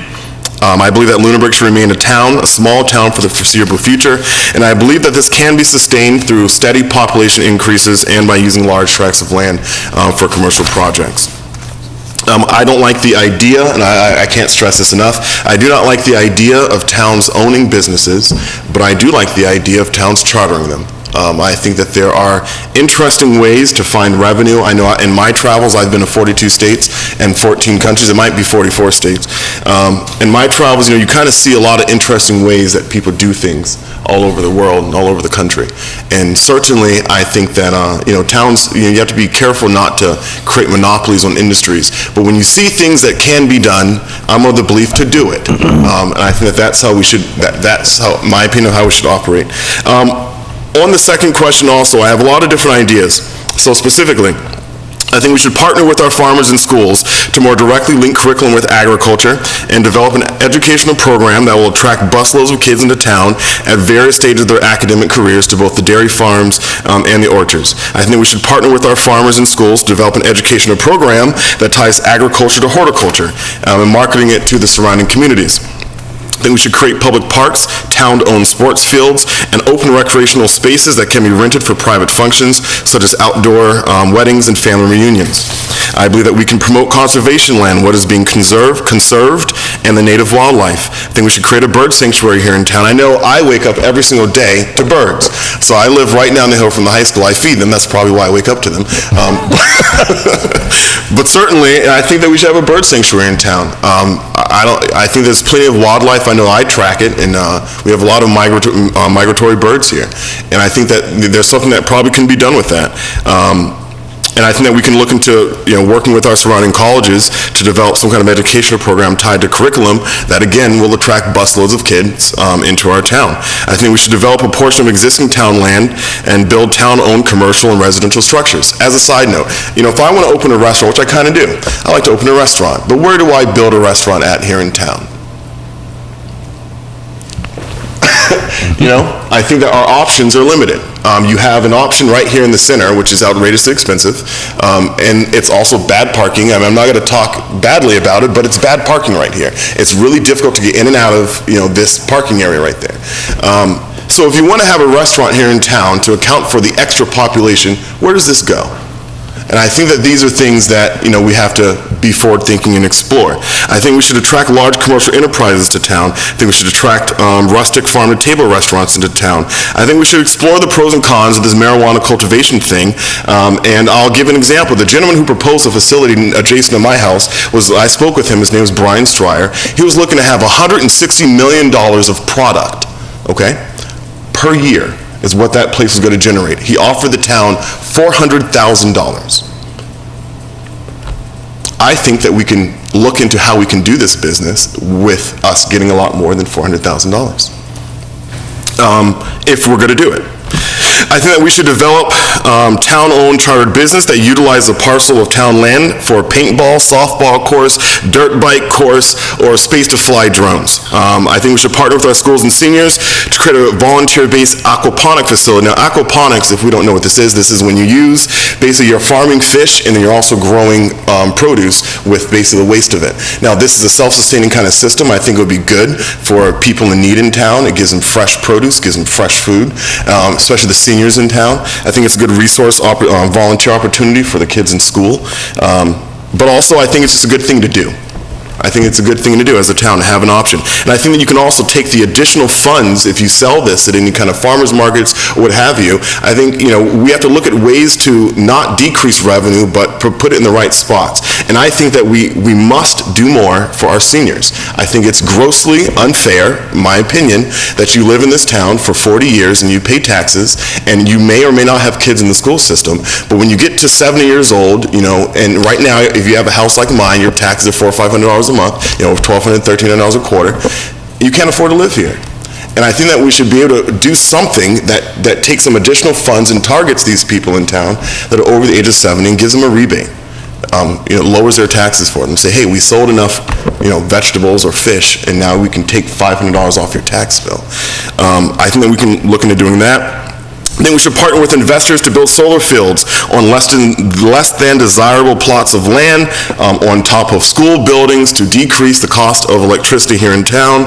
I think, although I am very respectful to the presentation that Unitil had today, I think the general sentiment in town is that Unitil has had some struggles, certainly. And I think that if we can find a way to not necessarily cut into their revenue, but if we can find a way to decrease our bills by having solar, I'd be interested in exploring that. And the last thing I mentioned was engaging with existing businesses in town to encourage them to have their corporate mission and vision to include community support. I've probably mentioned a few businesses in town, but certainly I think that if you're in town and you're operating business here, I'm very interested to know what the community plan is. I think my business has community outreach, and we're a small business. We do free plowing for people who are over 75. I like to know what the larger businesses are doing in town to kind of give back to the community. I think that should be an expectation. If you take money from the community, you should be giving money back into the community. That's just sound business. All right, I don't want to spend too much time going over these answers. Some of them I want to highlight, like that question was one of my highlights. Number 3, the third question was about zoning integrity. So I first of all believe in freedom. And as a soldier, when you're in a war zone, you do have time to think about why am I here, okay? And I think that for me, it comes down to freedom. I think people should be able to do on their property whatever they want to do, period. And now, I can't say period on that one. There are some kind of guidance on there. I mentioned in this one that, there is specifically at the point where whatever I choose to do impacts you. It is at that point that our regulations should derive. You can do whatever you want to do until it impacts somebody else. I think that residential property should mean residential. I think in this town, you can't live on commercial property, you can't live on industrial property, but you can pretty much do most of it. It has the appearance that you can do most of what you want to do on residential property. Now, I know that that's not true. But I think certainly it appears that way, that there's a lot of leeway with using residential for non-residential purposes. But everything else is rigidly commercial, it's rigidly industrial, but residential is a question mark. The next question is about 40B projects. This is a tough issue, because I think that it brings up a lot of issues. 40B, for people who aren't aware, this is the low-income, basically, housing stuff. So this is tough, because, if you just spent $350,000 in your house, you might have some issues with the house next door, the people being able to live there for 20-30% less.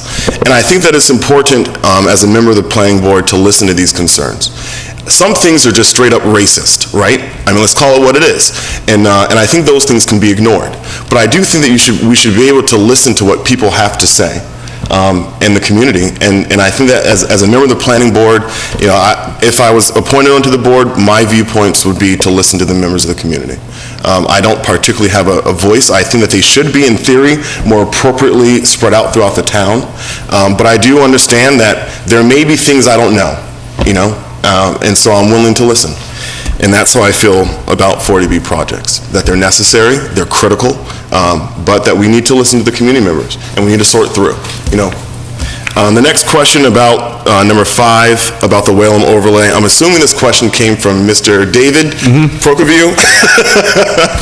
So I have to ask you a question, you know. Sure. To say exploitative, that's more of a conclusion.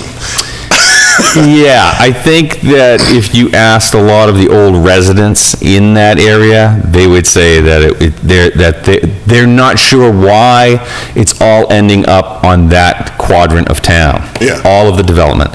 They're not sure why, and they think that there's something afoot. All right. So, I asked that question more to get your sense of how you feel about community. Okay. You know, I have customers and friends that live in the Whalum area. So I do understand you know, I do understand that it's the most dense part of town. It's, the property values over there are lower than the property values for most of the rest of Lunenburg. So I do understand, you know, what about the overlay do you believe makes it exploitative? It's not so much the overlay district. What I'm saying is that when there's land to purchase in town, everyone's aware of the land over by Malpas.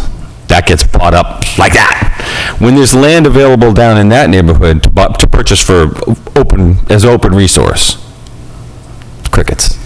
Yeah. And it's deafening down there that nobody is aware of it and no one does anything about it. But if there's something over on the other end of town, everybody's all over it.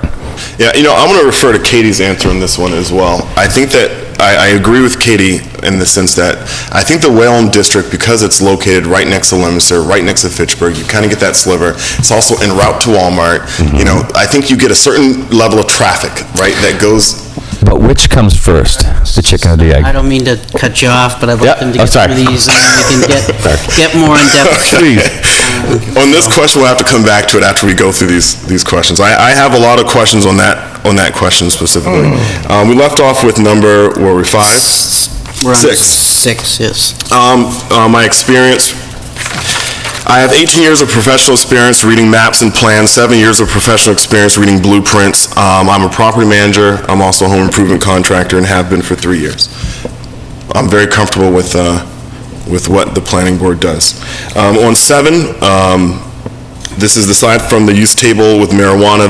This is looking for the areas that we can make contributions. What I noted here was the only thing that I really have an issue with is our right to farm bylaw, okay? And I'm going to step back from this and I'll explain it. I believe that when the voters of Lunenburg passed the right to farm bylaw, that most people like me, our impression of farming had nothing to do with marijuana, because that was not allowed. So when we think of a right to farm bylaw, first of all, you know, you're looking at 5 acres or more, so how many people does this really impact? Not that many. And then secondly, I think it's more the language. You know, you have a nice verbiage on a bill, and it sounds really good, right to farm. It sounds like everyone has the right to farm. And that's not really what it means. It means that if you own 5 acres or more, you can do whatever you want to do with it, basically, if it's agricultural.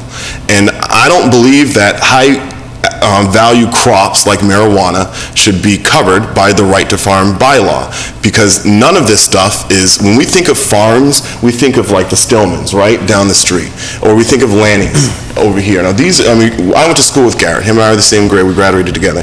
And, you know, the Stillman family has been in town forever. They have a wonderful farm down the street. I think that is the image of farming. You know, the orchards. These marijuana facilities, first of all, they cost an arm and a leg to build. You have to have $500,000 in the bank just to apply for the permit based on the current rules if they go with it. So who has $500,000 to farm with? I mean, that's kind of outrageous. So my only comment is the right to farm bylaw. I'd like to see an exclusion in there for high-value agricultural crops, such as marijuana. because, the $160 million on residential land is like a prison to secure. And I think when people buy property and they expect that, you might live next to a farm, you don't think you're going to live next to a prison. And you're not going to have $160 million, I can tell you now with my background, unless you secure it like a prison. So that's my opinion on that. Otherwise, I think that my role, as I mentioned in my beginning comments, is to listen. Sorry for I being don't so mean to long. cut you off. Just We hit my 15 get through- minutes? No, I'm not going to give you the hook or anything, but All right. start playing the... I'll quickly Academy move on Awards to the music. next one, how to increase awareness, communication, and participation. I provided my answers in written form. I want to give my highlight. First of all, I believe that most people don't care, all right? I think most people want to live their lives, and they want to go to work, they want to take care of their families, they want to make dinner tonight. They don't really care, I don't believe, about what's going on in town government. I think that people expect the government to just work. And you're only going to really hear from people when there's a problem. I think that's kind of normal, in my opinion. I think that people should be more engaged. They absolutely should be, right? It's kind of sad that so few people participate in local town things. However, I think it's also a sign that most people think that what's going on is pretty decent. Because if they weren't thinking it was decent, we would be like Leominster or like Townsend. So I think, first of all, that people really just expect government to work. Now, how do you increase awareness? I think it's personal. I think we need to, I'm willing to go door to door informing people, calling people, emailing people, do whatever it takes, but it has to be me and David having a conversation. That's the best way to get information. I think that when you start and even social media, I support it. I think things should be enhanced by social media. But the problem when you have an open-ended question on social media is people become a little more bully-like on social media. And you may not get what you're looking for. But I have other answers here, but my general belief is that I don't really think that people want to get involved. I think that people want people who are in positions of trust to behave accordingly. As far as question number 9, my experience volunteering, again, I'd like to refer to my written comments on this one, but I've been a volunteer essentially since I was a kid, both with the church, and then I voluntarily chose to join the military, but that's by no means is volunteer work. Question number 10. Then the most important issue planning deals with is providing for an increase in revenue while maintaining a town identity and fairly applying the bylaws to situations as they arise. I provided several examples in the second question of how we can increase revenue, but I do believe that the planning board has to be revenue focused. When people buy into living in this town in 2017, they care about how it looked in 2017. That's what sold them. And I think that we have to keep that in mind. As far as the last question, more than that, I run a business, certainly. I really value my privacy.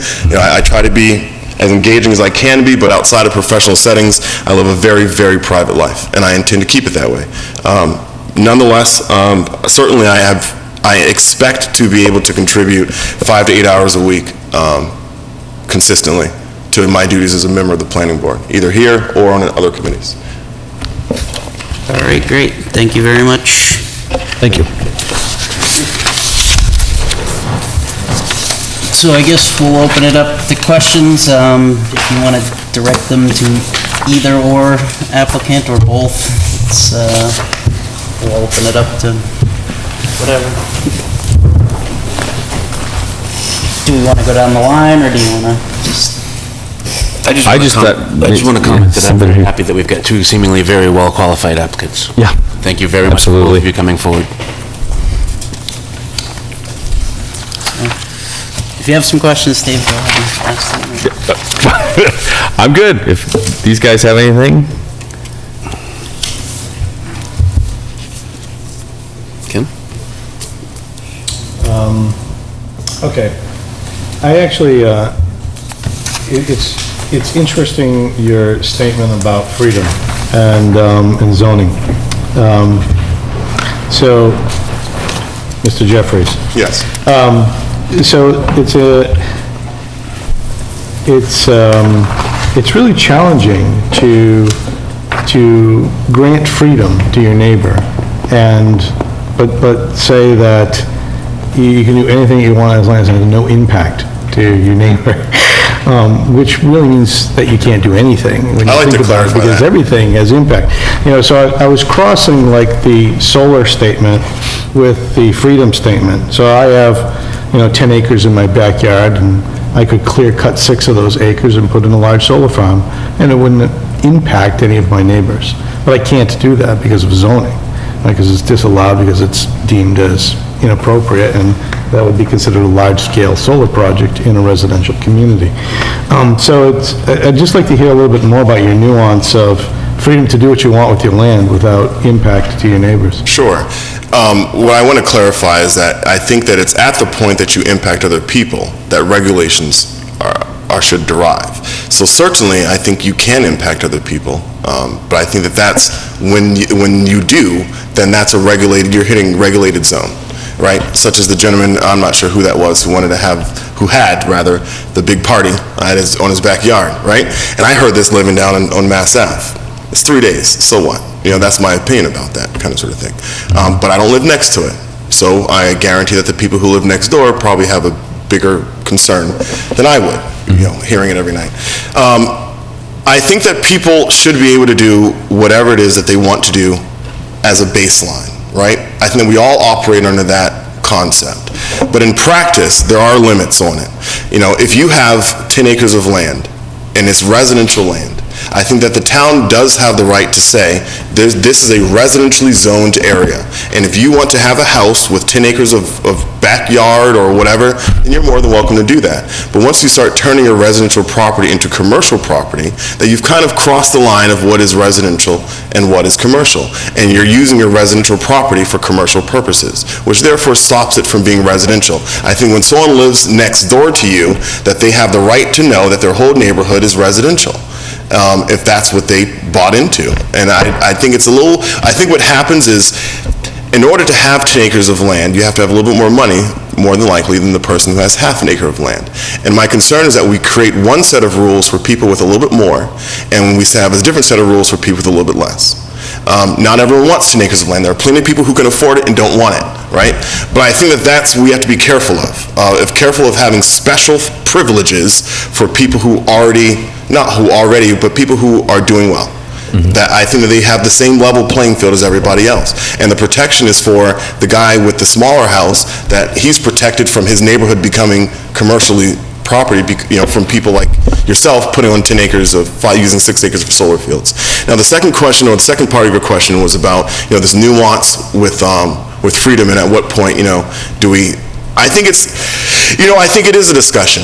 I think everything is not crystal clear. I think zoning is, to me, pretty black and white, my opinion. But I can think of the gentleman who had the party in his backyard. If you got 10 acres of land, here's my opinion. If you want to throw a 4-day fest, so what? Now, when this starts happening every week, when this starts happening every year, when this starts becoming, now we need to start thinking, hold on, wait a minute. But if you want to just have a party in your yard for 3 or 4 days, I personally don't think that is a minimal interruption to the people around you. But again, it's once this becomes a routine thing, if you've lived next to your neighbor for 20 years and he's never thrown a 3-day party, but he wants to do it once, I think you can kind of accept that. That's my opinion. But if your neighbor wants to throw a 3-day party every month, I think that crosses the line. So I think it's case by case. But I think freedom as a whole, I think that is what we all support and what we all believe in. That I think we all are Americans. I think that's, we believe that we should be able to do whatever we want to do. But I think, again, my biggest thing is I think often we're talking about those who have a little bit more and how much they're impacting those who have a little bit less. And that really, to me, is where I think we have to draw the line. If you had a lot of land, can you do the same thing? And if the answer to that is no, then I think we got to start wondering why. Yeah, the same token, you can argue that a 1/4 acre of land in the center of town is much more valuable than 10 acres in outlying districts. Certainly. Right, so it's not necessarily the size of your lot that has any kind of bearing on what your capabilities are. It's just has to do with your freedom of land. Look at the farms in town. We have farms with hundreds of acres of Correct. land. It doesn't necessarily mean the farm owner is the richest person in town. No, it does not. And I don't mean to purport that if by having more acreage, that by any means you have more, because there's no, how did you get those acres? But I think what I'm referring to is, if you move into town in 2017 and you buy 5 acres of land now, no matter where that's at, it's going to cost you a pretty penny. And I think, my comment would be more so geared to current property values and people who are moving into town now and what they can afford now, not, I'm not sure about you guys, but most of us who lived here for a while, we didn't buy $350,000 houses, so. Katie, same question. So how do you draw the correlation or the conflict between granting people the right to do what they want with their property with the restrictions that the bylaws impose on them and not creating unfairness? I think, a little bit case by case, but a lot of it, everything that's there, I think is intended. At the last meeting, when everything was, when you were reviewing, how many chickens or horses and every little thing, I think all that structure's there because something has happened that would be sort of unexpected. I just feel like there's so many layers to it, because on the surface it might seem that something may have no impact, but maybe it does. So I think that's the purpose of all the boards and committees and commissions and the layers existing, so that, yes, hopefully people can do what's best for them, but in a way that everything's thought through very carefully. And I think the restrictions create a situation where people are protected from things that you don't know you need protection from. And I think that's most things. Like, right on the surface, you might say, we don't need protection from the start of the, but then you analyze why that rule first came and how it impacted it. And I feel like that question came up when those bylaws were being reviewed, is like, there must be a reason this is here. There must be a reason big trucks can't be parked. Is there really? And then digging through it and saying, well, maybe there's not a good reason, or maybe it applied. I just feel like that is the purpose of sort of digging through all of it, is making sure that you're protecting from unseen consequences. Yeah, a very good point, something that Bob Usal has pointed out to this board multiple times when he's come here and presented, or come here and been heard as a member of the general community in Lunenburg, was that bylaws can have unintended consequences, meaning that your intent is to do one thing, but the end result can be something entirely different. And so a lot of thought has to go into, what you do really want to make as the rules and the precedents for what you're going to allow and disallow in a given area. So I was asking the question because Yeah, I don't think it's very easy to... Very tedious. The last selectmen's meeting I went to, they were reviewing traffic rules and regulations. It's right down to defining parking. And the next day I was at Hannaford, but I was loading groceries. And I was technically I'm not parking because I'm loading and load. It's just it feels tedious, but then when you stop and actually it becomes comical to realize that you do need to define things. And I feel like at the level of any board and commission, there is this tedious level, but it has its very specific purpose, and I think a lot of it just gives protection to your town. Cool. I'm sorry to correct you, Ken, but I think you were talking about Toby Bekesa, rather than Bobby Russell, previous planning board member, unintended consequences? No, it He was... was always bringing that up. Oh, I didn't know Toby did that as well, but it was Bob Usal that came and presented while we were doing the center, the town center. No, that's a very great thing to keep in mind.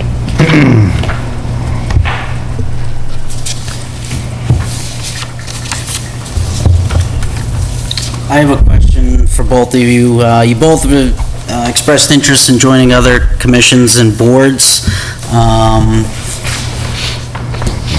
Would you be willing to run for re-election for the planning board if another, Ms. Adams, you showed interest in joining the Board of Selectmen. So if a Board of Selectmen position were to open up, would you continue to run for planning board, or would you run for Board of Selectmen? I don't know. I think if I'm on the planning board and I really, am involved and feel like I'm really a part of something that's meaningful, I definitely would see that it's a possibility that that is what I would indeed run for. And then the global answer would be that I would definitely want to be involved in something, so I feel like I would run for something.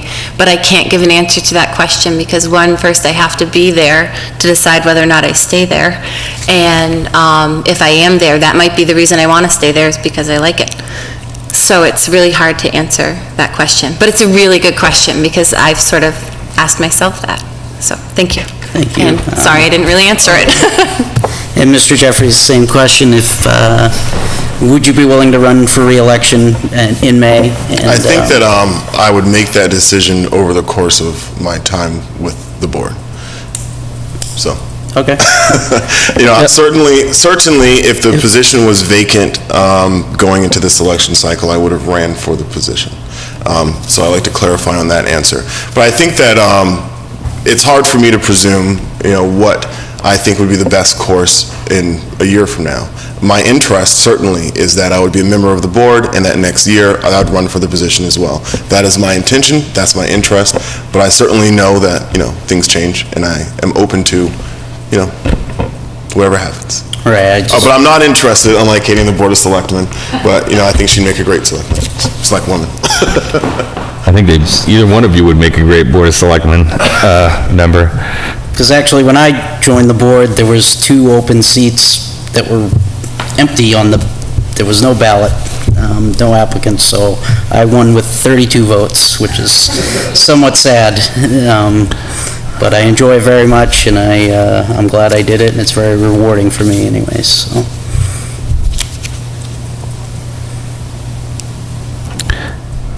Is there any other I questions? would like to mention that there really are no requirements as far as anything, at all. And I really appreciate that you guys have been so explanatory and specific about your interests and your personal lives and your motivations. This is great. And I think that the benefit to new faces is innumerable to coming to town boards and groups and committees and whatnot. There is a lot to learn. Katie has been following along quite well. She's been attending at a few meetings, and not to pick on you at all, but just to comment on some of your comments is that, the 40B process is a state mandated thing. We have to do it. Our hands are tied until we get to a certain point. There's a couple ways we can get to that point, and that's what this board deals with, and that was one of the previous week's questions that was was asked and clarified. And it is for affordable housing, not low income. And there are just, the right to farm bylaw is just a regurgitation of the state's already existing specifics about right to farm in the state. And those are just the 2 things that I picked up on that I'm sure you don't need to know those things, Colin, but you were very, your words were very strong, which is good. And it's very good to have a strength in your opinion. And I am a very opinionated person myself. And I often have to say, oh, yeah, okay, no, I was wrong. And I'm often wrong, which is also a good thing, I think. Yeah. As long as you can accept that you're wrong, or you were incorrect, or that your assumption was, it takes all kinds, and I very much appreciate the fact that we have 2 applicants for one position. I wanted to thank you too, because I know I can be real standoffish, and these questions were purposely standoffish. I wanted to see, whether I could get an emotional response. And there are, in fact, a lot of these things, they're a little facetious. There's a lot of things in there that actually can't happen anyway. No one has control over where the 40Bs go, so. But I wanted to see whether it mattered to you about community, not only sharing in the good, but also, listening to each other, as you said, hearing that, hey, okay, 1 was good, 2 was good, now we've got a huge density down here. They're disenfranchised for, all intents and purposes. They don't get messaged when there's another 40B going in next door. The landowner does, but these people have no input. You know what I mean? So it's, I want to know that, you're thinking about those things as well. That's all. So thank you for Being patient with me. An additional comment, I'm sorry, about the recent festival. That was entirely permitted through the Board of Selectmen, through their exclusive powers to grant licenses, and it's unfortunate that there was a select group of people directly abutting it that made such a stink that made it very, very difficult. They overtaxed the police, they made stanky noises, they made, there were articles in the paper that were talking down to the select board. I don't think that's at all appropriate, but you need to be prepared for that too, because there's no way in any level of heat or whatever, there's no way that you can make every single person happy. There are always going to be people that are not happy with any kind of a decision that you've made or any kind of a statement that you've made. This one here, I'm sure. Everybody has their own mind, and on one side of the table or the other side of the table, everyone is entitled to their opinions, but when you get to this level of volunteering, that the statements and the decisions that you're part of, the statements that you make and the decisions that you're part of, they carry on to everybody. And you're not always going to be able to make a decision that's one that you yourself would want, but you understand that it is the best thing for the community as a whole. So I just wanted to mention that, you might be conflicted. And on a counterpoint on that, I believe that town government is for the people, by the people, and that it's very important to take into consideration the people's opinions that are most impacted by something being done. Case in point, our previous discussion, if you're doing something on your property, even though it's your property and you have the freedoms to do it, if it impacts your neighbors, you're impacting other people. And there needs to be restrictions on what you can do that impact other people. I imagine if I had a Woodstock festival in my backyard, my neighbors would be kind of upset with me about it.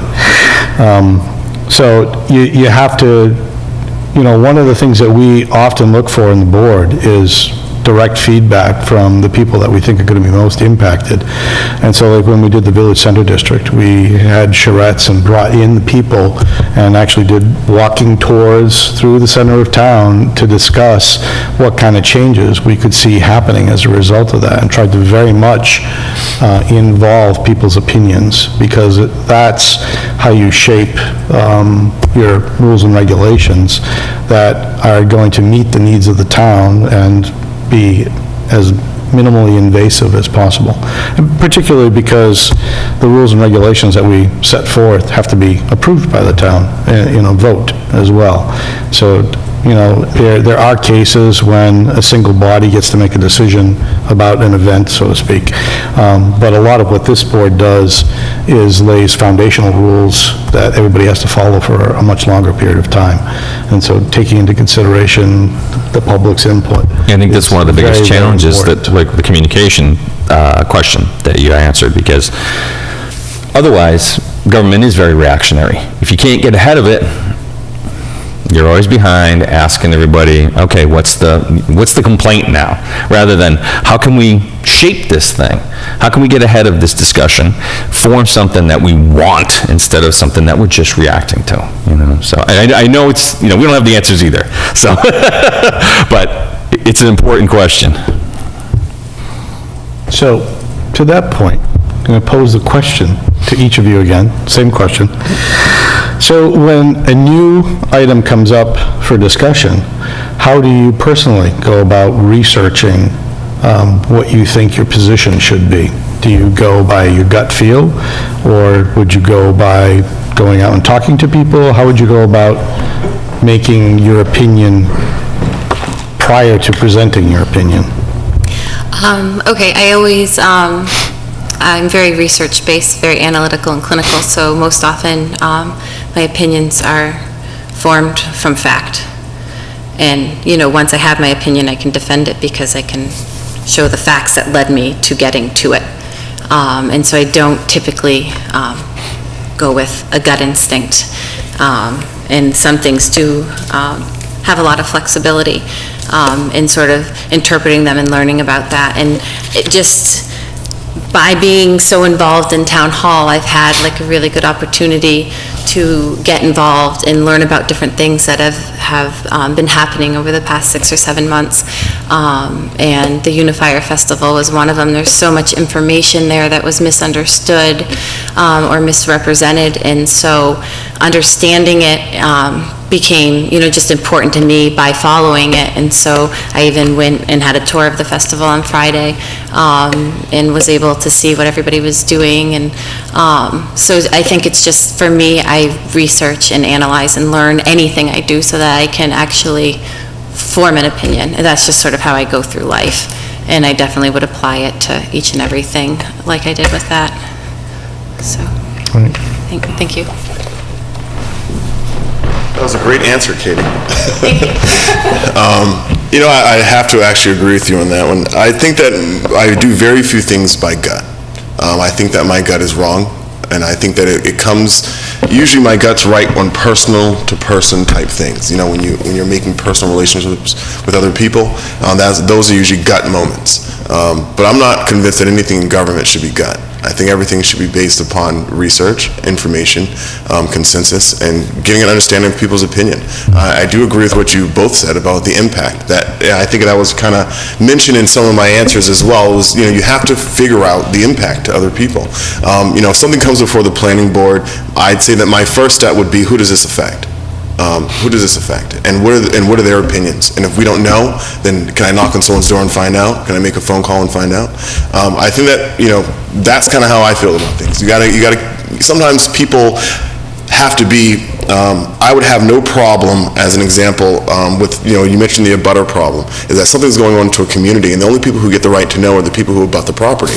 And I'd be more interested in canvassing neighborhoods. I'm free on Saturday mornings most of the time, so I have no problem knocking on doors saying, hey, what do you think about X, Y, and Z? And I think that part of that does two things. Number one, it develops a personal relationship with people, but it also makes government accountable to them and says, look, there's no reason why I have to come talk to you today. Not that you're saying that, but they know that. And says, but I need to talk to you. I need to know what your input is. So I think that for most decisions, I care about the people who are affected. I think that's always my focus on most things, is who does this impact? If it's an individual person, individual decision, minimal impact, there's nothing to talk about.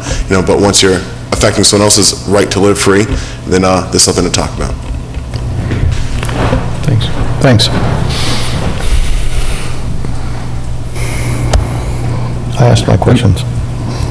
Dave? Yeah, Mr. Jeffries, you had mentioned chartering businesses. Can you give specific examples about what you might have been thinking about? Sure.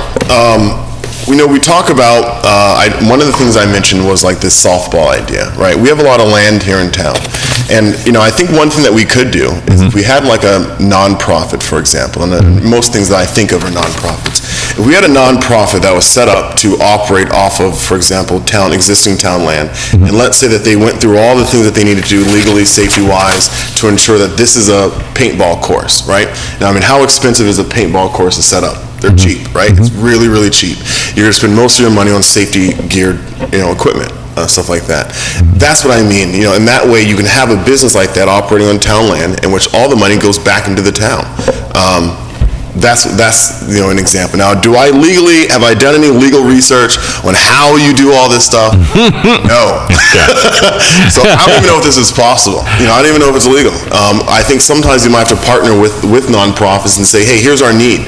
We're looking for someone in town to create a nonprofit, and we're willing to give them access to town land. I think that there's different ways probably to do it, but I think the concept is the same, which is to have a nonprofit, have an entity out there that's existing for the sole purpose of providing the town with more revenue to slow these increases in taxes. Thank you. All right.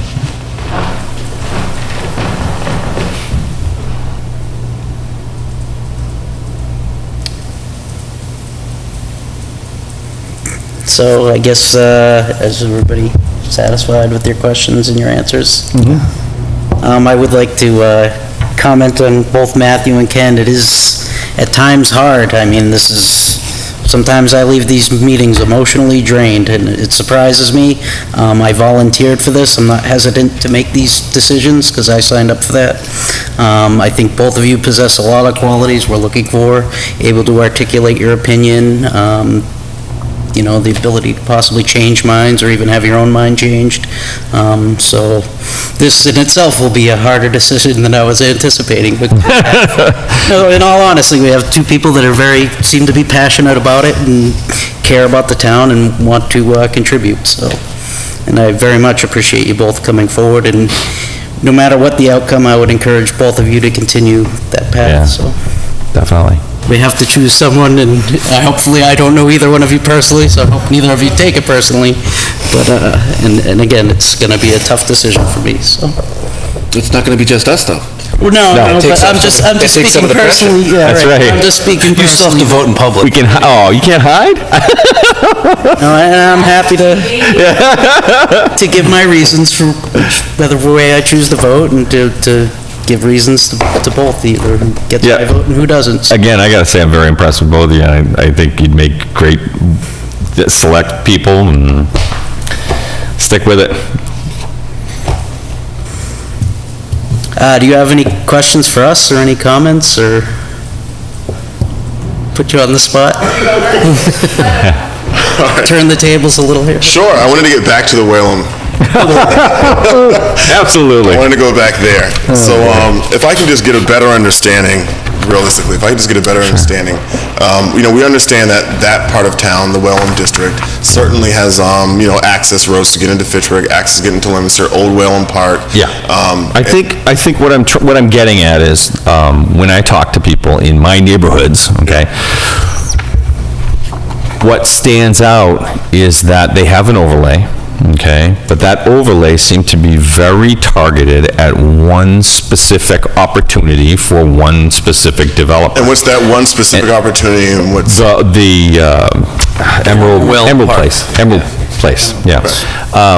But when they look at the Center Village District, for instance, okay, which is another overlay, basically, or what's the other one, Summer? 2A or Summer Street. Yeah, 2A or Summer Street. The opportunities that those overlays present seem much more community-based rather than property-based. So what do you propose? Well, I don't propose anything. I think that if you're going to have a district like that we should have changed the overlay when we had the opportunity into something that was more, that would benefit businesses, that would benefit the overall community, the walkability of the community down there, around that lake and into the commercial areas, the adjoining commercial areas. They should have all been connected. It would have improved the livability for everyone in that housing section, as well as everyone else along the lake. And it would have brought what I see as two disparate neighborhoods together more. That's what I would like to see. I like what they're proposing for the Village Center District. I just want to see more of that and less, we're just going to throw a 40B in here and, hey, there you go.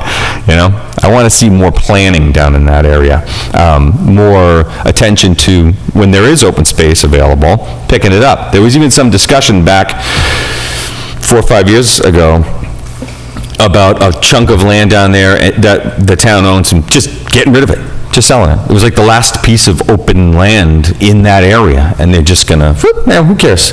Or at the last town meeting, there was a little park down there that everyone down there uses, and they were just gonna write it off so that they could, for a good cause. I mean, it wasn't like they were just frivolously throwing it to the wind, but they were gonna remove it from one of the capital expenditures, just so they could do something else with the money. And they would have had one less park down in that area for who knows how long. So I disagree with just, it's kind of like, when you're living down there, you sort of get this garbage dump feeling. You know what I mean? Like, don't want that, don't want that, don't want that, don't want to take the time to make it nice down there, but keep your hands off my lake, and the village district, now that's gonna be nice, you know what I mean? So, it gets a little tiring when you're living down there, to see that kind of attitude in leadership. I think the Wellham area is by far, I'm 35, Yeah. and I know Katie and I are about the same age.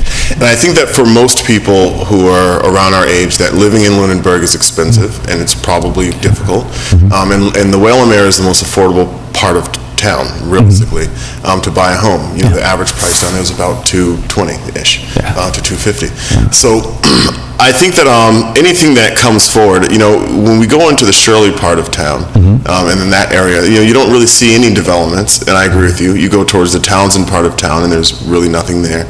And everything does seem, I do not disagree that everything seems to be concentrated in the Wellham area. My question, of course, or what I'm interested in learning more about is, if we say Wellham's good to go now, that we've dumped enough on Wellham, everyone living in Wellham's gotten the, bad end of the stick for long enough, then where else? What's the alternative location? Well, there isn't, it's not as though you can choose a location. Correct. Yeah, I mean, so, But do you have in mind another area in town that would be more prime for? no, I'm just, no, that's what I'm saying. I just wanted to see how you felt about impacts outside of your neighborhood. Yeah. Because I know neither one of you live in my end of town. I just wanted to make sure that you weren't disregarding you weren't a person who could just stand here and go, yeah, well, who cares? I mean, it's Wellham. You know what I mean? I'll tell you, as a property manager, and I know, I'll mention this, as a property manager, most of the business that I do in Lunenburg is in the Wellham area. Yeah.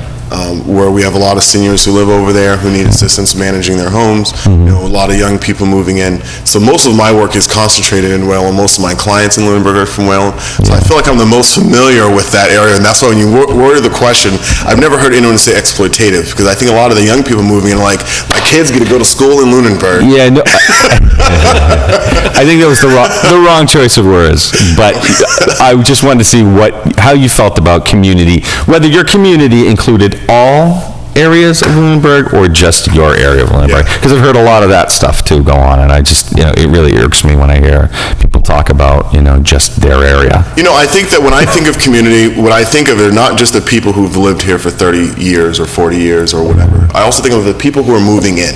Who are we attracting? I'm in business, so who are we attracting to move into this town right now? What are their typical, backgrounds, their demographics, their makeup, how much money they're making? And I think that, we do have to do more to tie all parts of Lunenburg into others. You have Houghton Mills, which is drastically different than Whalen Park.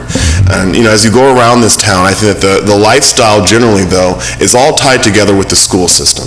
And I'll be the first to promote it. I don't have children, nor do I plan on having children, but I think that the school systems are really what attracts most people to this town, and also the town image. I think Stillman's Farm, even though, it's been there forever, I really do agree that the small town image is what keeps bringing people here. And I think that as we plan for things for the future, I think we have to be mindful of, we don't want to find ourselves in 40 years from now having a bunch of old houses in town, right? That everything needs renovation, because then you're looking at the exact thing that Limerick's just kind of going through, where you need that kind of revitalization project for 15, 20 years of a bunch of people reinvesting. And you don't want to run the route of ever getting to the point like Fitchburg, where you have numerous areas that just haven't been touched in 50 years. But I do think the risk of, and this kind of answers another question, I think the risk of too much development in certain parts of town is that you run the risk of too many new buildings. You have to keep advancing growth, and I think the Wellham District, luckily, is I think at its max potential. It seems saturated, right? It seems to me that going forward, that the concentration would be focused elsewhere in town. It must be. I think it will be, yes, I agree. All right, I don't have any other questions other than the Wellham question. Thank you. I can add some more information to that, though, as well. The areas that are targeted by the 40V developers and the large corporation developers and large tract of land developers are the areas with the infrastructure. If you don't have town water, if you don't have town sewer, if you don't have gas, then your project is going to cost 5 times more, and it's going to take up twice as much space. You're going to get half as many units, and it's going to cost you more. Exactly. So infrastructure is what... It's key. That is the driving force of the location of these recent developments. It is. I agree. And that can't be avoided, and also it can't be overlooked that the 40B process is a tying of our hands by the state, again, so it's absolutely developer driven. I really didn't like that question, but I'm sorry? I really didn't like that question. Oh, I know. Well, you know, that's why it's there. This is the beauty of having different people too. That's right. Is if everybody gets along and goes along, you've got status quo, nothing Yeah. changes. Yep.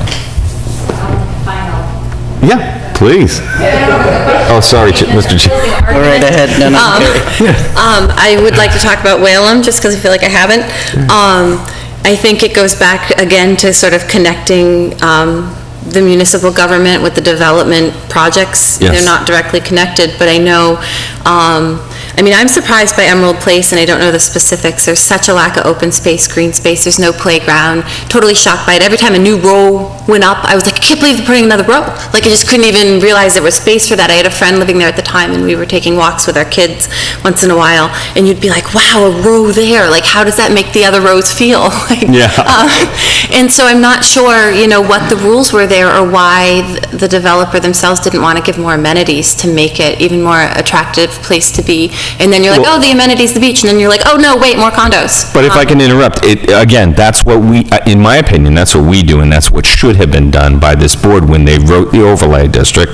They should have looked at it differently. That would make it nice for everybody, including the people that Right. move into those areas. More importantly, is like how Yeah, I mean, being there is for them. And when I look at it, just for the record, I see opportunity there for a lot of people to be close to a lake. I mean, you couldn't afford that, anywhere else in town. And you're on a lake, you got beautiful walking, paths on the property and around the lakeside now. So, I think it's an improvement.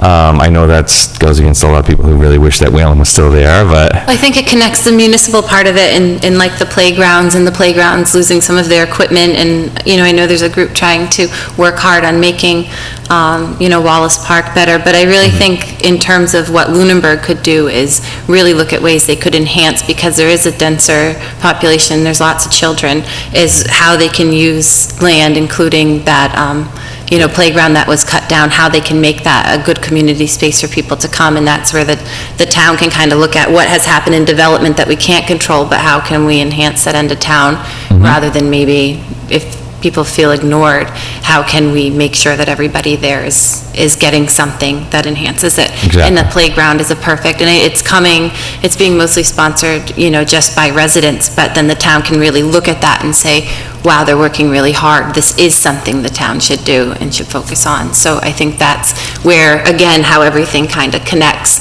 There's the planning and the developing, but then on the other side of it, what does the town need to do to accommodate that plan? Yeah. So that's what I'd say about Whalum. And then just in general, as I've done, these different meetings and been involved in different things, I'm overwhelmed by how many people volunteer to run a town. And again, never really completely understood it until I was teaching myself the process of how occasionally there's an employee, which is a good thing. But then, unlike so many other things, it is really completely volunteer work, and, it's really incredible. I think the stipend for the selectmen's $100 a year. It's like, maybe that's You even... got a stipend? $100. So maybe we could work on that. Yeah. And it's almost insulting in a way to think, because the amount of time and energy and effort people put in, it's like it can't even be reflected by like $100. So I've just been, it's been a really big learning process, and it's amazing that it really is all volunteers. So thank you. Thank you.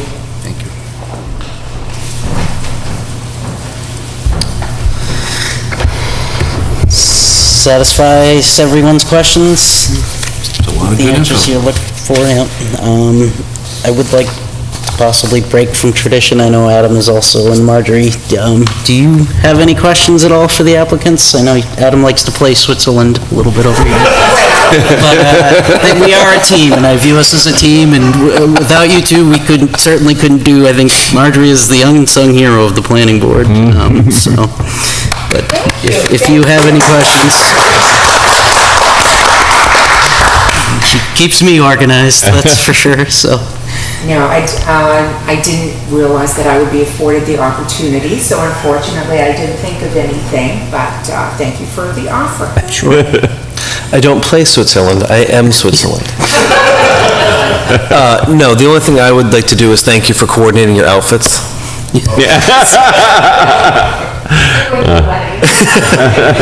No, what I will say is both candidates did come and speak to me, and both had, as you can imagine, insightful and thoughtful questions that sort of, I think, were reflected in their answers tonight, and I don't think that there's a poor choice in what we see before us, and, you know, what would serve the town and the board going forward.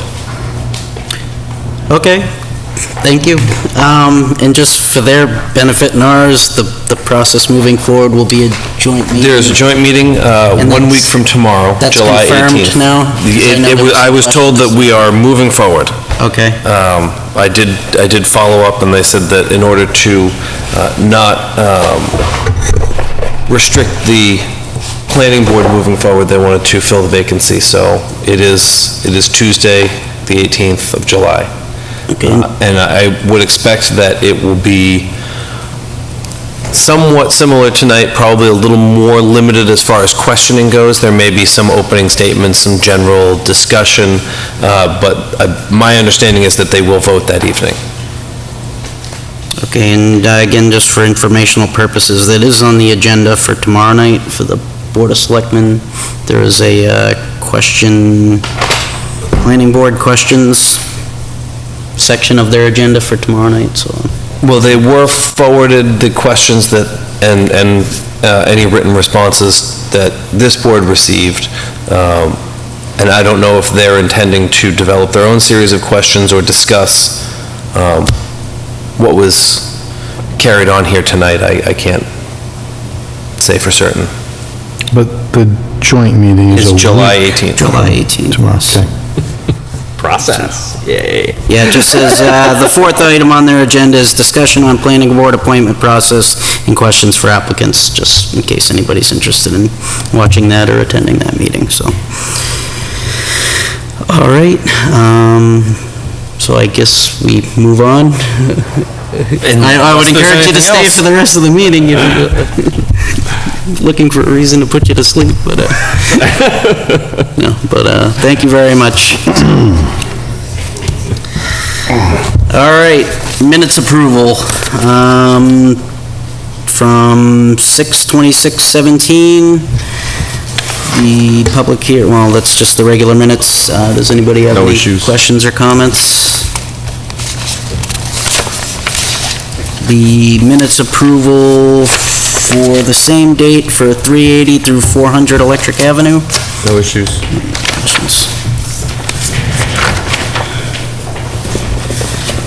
Alrighty. Committee reports. Capital Planning has not met. School Building Committee has not met, and I don't think we're anticipating any more meetings in the near future. We're just signing the warrants as they come in. No potential change orders or anything. It's just normal business. And the Green Communities Task Force has not met, and I'm unsure of when we are going to be meeting, so.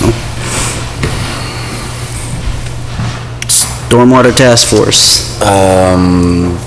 Don't believe we've met. The last meeting we had was not a quorum, and I believe I reported on that at our last meeting here. And as well with AgCom? No meeting since our last? Okay, MJTC. Next meeting is this coming Wednesday. MRPC. Oh, that's me. It's you. MRPC is canceled for August.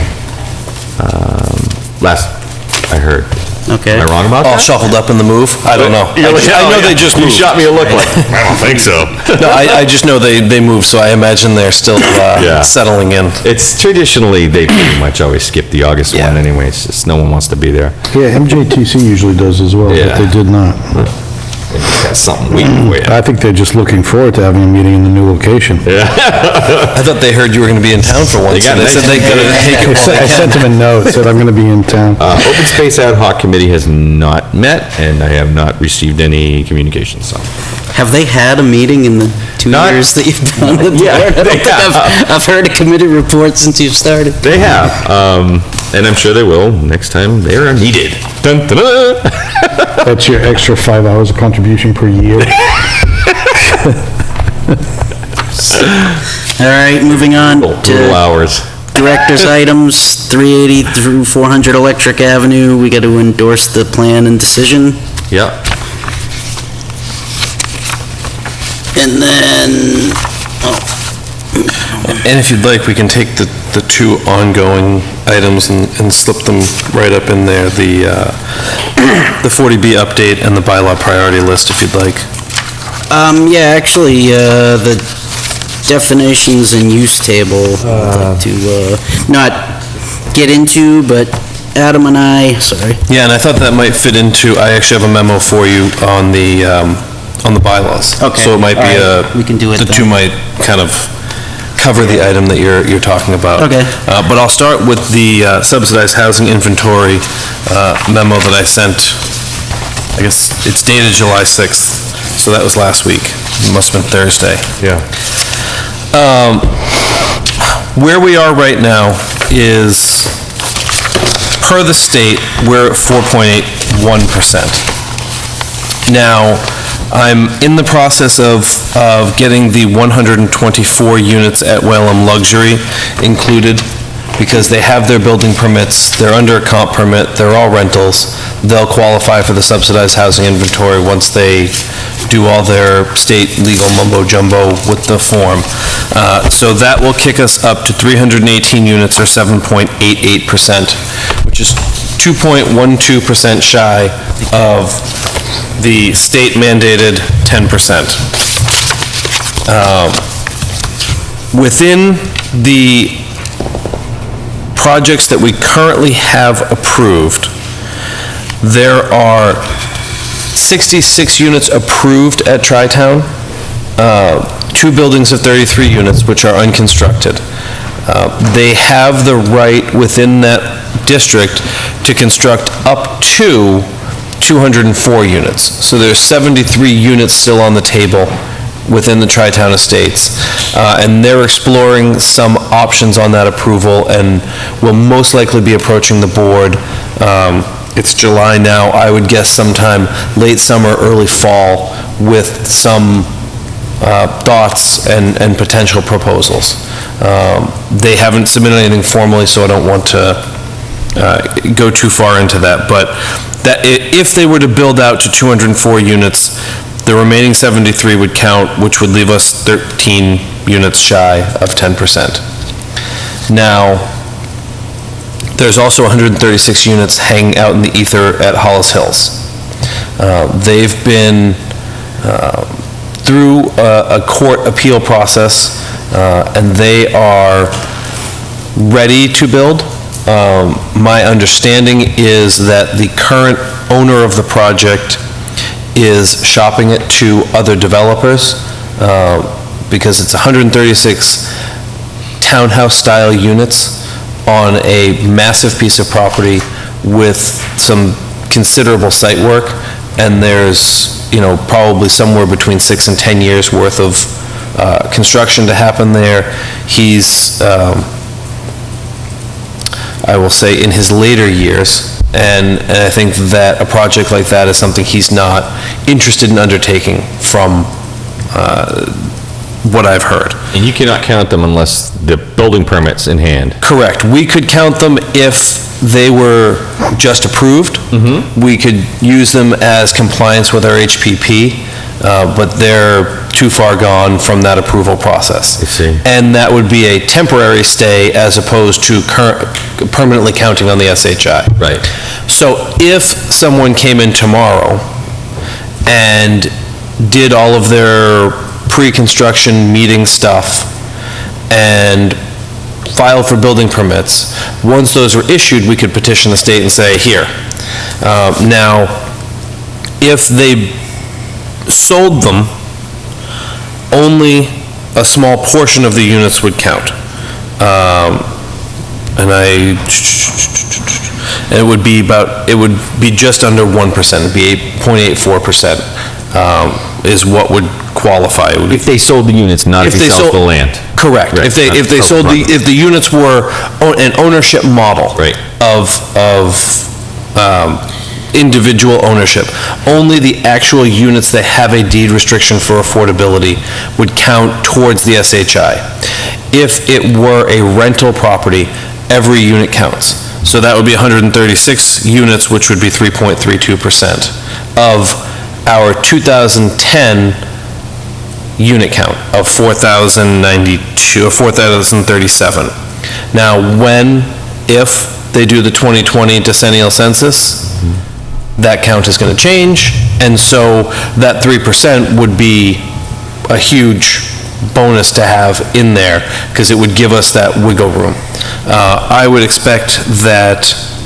We must have the numbers to estimate that. I can pull down the ACS numbers, but the decennial is the only one that counts. Yeah. Yep. I have a question. I thought if they were owned, that 20% would count towards the SHI. 25% is the required, if I'm not mistaken, was the required count on the, For Hollis Hills, I thought you said that only 0.84%. no, the 25% of 136 would calc out at 0.84% Okay, so it would on add the another- SHI. yeah, I see what So it would you're saying. add Okay, almost a okay, percent all right. to the SHI, And do they which is the subsidized housing need to inventory, if I didn't determine say that that. before they get their building permit, whether they're going to be rentals or owned? I would have to, I think it should be, it should be in the approval. Stipulate that. It should be in the approval, and I'd have to go back and look at that. But didn't we learn that doesn't matter? Well, 'cause we have no It control. matters because it's written? The comp permit is different. Okay. The comp permit is different because it's a comp permit. Oh, okay. As opposed to a normal, I'm building a condominium project. Yeah, okay. And, we have a housing breakdown somewhere in the middle, and I decide that, I can't live with a mixed model, so I'm just gonna go all rental. Okay. That's, comprehensive permit is like all bets are off. There's a whole nother set of weird rules and regulations and requirements within that. And they can't mess with it, and we can't mess with it. Correct. Right, okay. So, Mr. Chair, can I ask a question? Sure. So the potential project that you sent email about, that would be 100% candidate, correct? If it were rental, yes. Yeah, okay. Well, it would be rented. I believe that was the understanding, yeah. Okay. So that would also add like Correct. 1% or more to Should, the overall? yeah. Okay. All right, well, thank you very much for your work on this. It's very easy to read for me. How often do you think we should or could update this? Biannually, or? Update the inventory? I mean, Well, just to make- we get a biannual update on the SHI. So if you would like, an annual update on where we are when we submit back to the SHI, we can do that. If you want me to go in and get the ACS estimates on unit count, I'm trying to recall, because, so the American Community Survey is a recent census project where instead of relying on the decennial census for everything, there are certain government functions that will accept the American Community Survey, the ACS, which is a blended average of multiple years data from targeted homes. So when you do the decennial census, everybody gets a copy of it, and everybody's supposed to fill it out, and it's your civic duty, and, much like voting, not everybody does it. The ACS is sort of voluntary. They send it to a predetermined percentage of homes per community. The responses they get, they then extrapolate out, and Lunenburg would be a 5-year community, so they take 5 years of data, and every year there's a new blended average of that 5 years. It's good for conceptual viewing, but it's not, it doesn't drill down as deep as the decennial, and it doesn't get into a lot of the economic and housing factors, which is why I'm struggling to recall if housing unit count is in there, but that's a pretty basic number, so I have to believe it would be, but I'll look into that. Right, just basically, I'd like to constantly know how we're doing as far as safe harbor, but I don't want you to go over it He every wants a month. ticker But I right just want on to the make sure, homepage. and I know every time they build one, it changes the numbers and things like that, but in your professional opinion, how often should we revisit this? I think annually with the update to the SHI that we sign off on. Okay. Would be the best. I think the most easily managed. It's a fixed reminder. We get the SHI, they say, is this correct? Is there anything we're missing?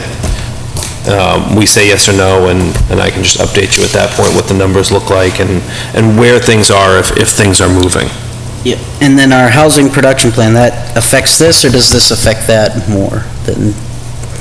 So we're working towards, what shape are we in as far as 40B as it relates to the housing production plan? We're in the same place we were when we approved the housing production plan. Only because the housing production plan had all of these projects in it. All right.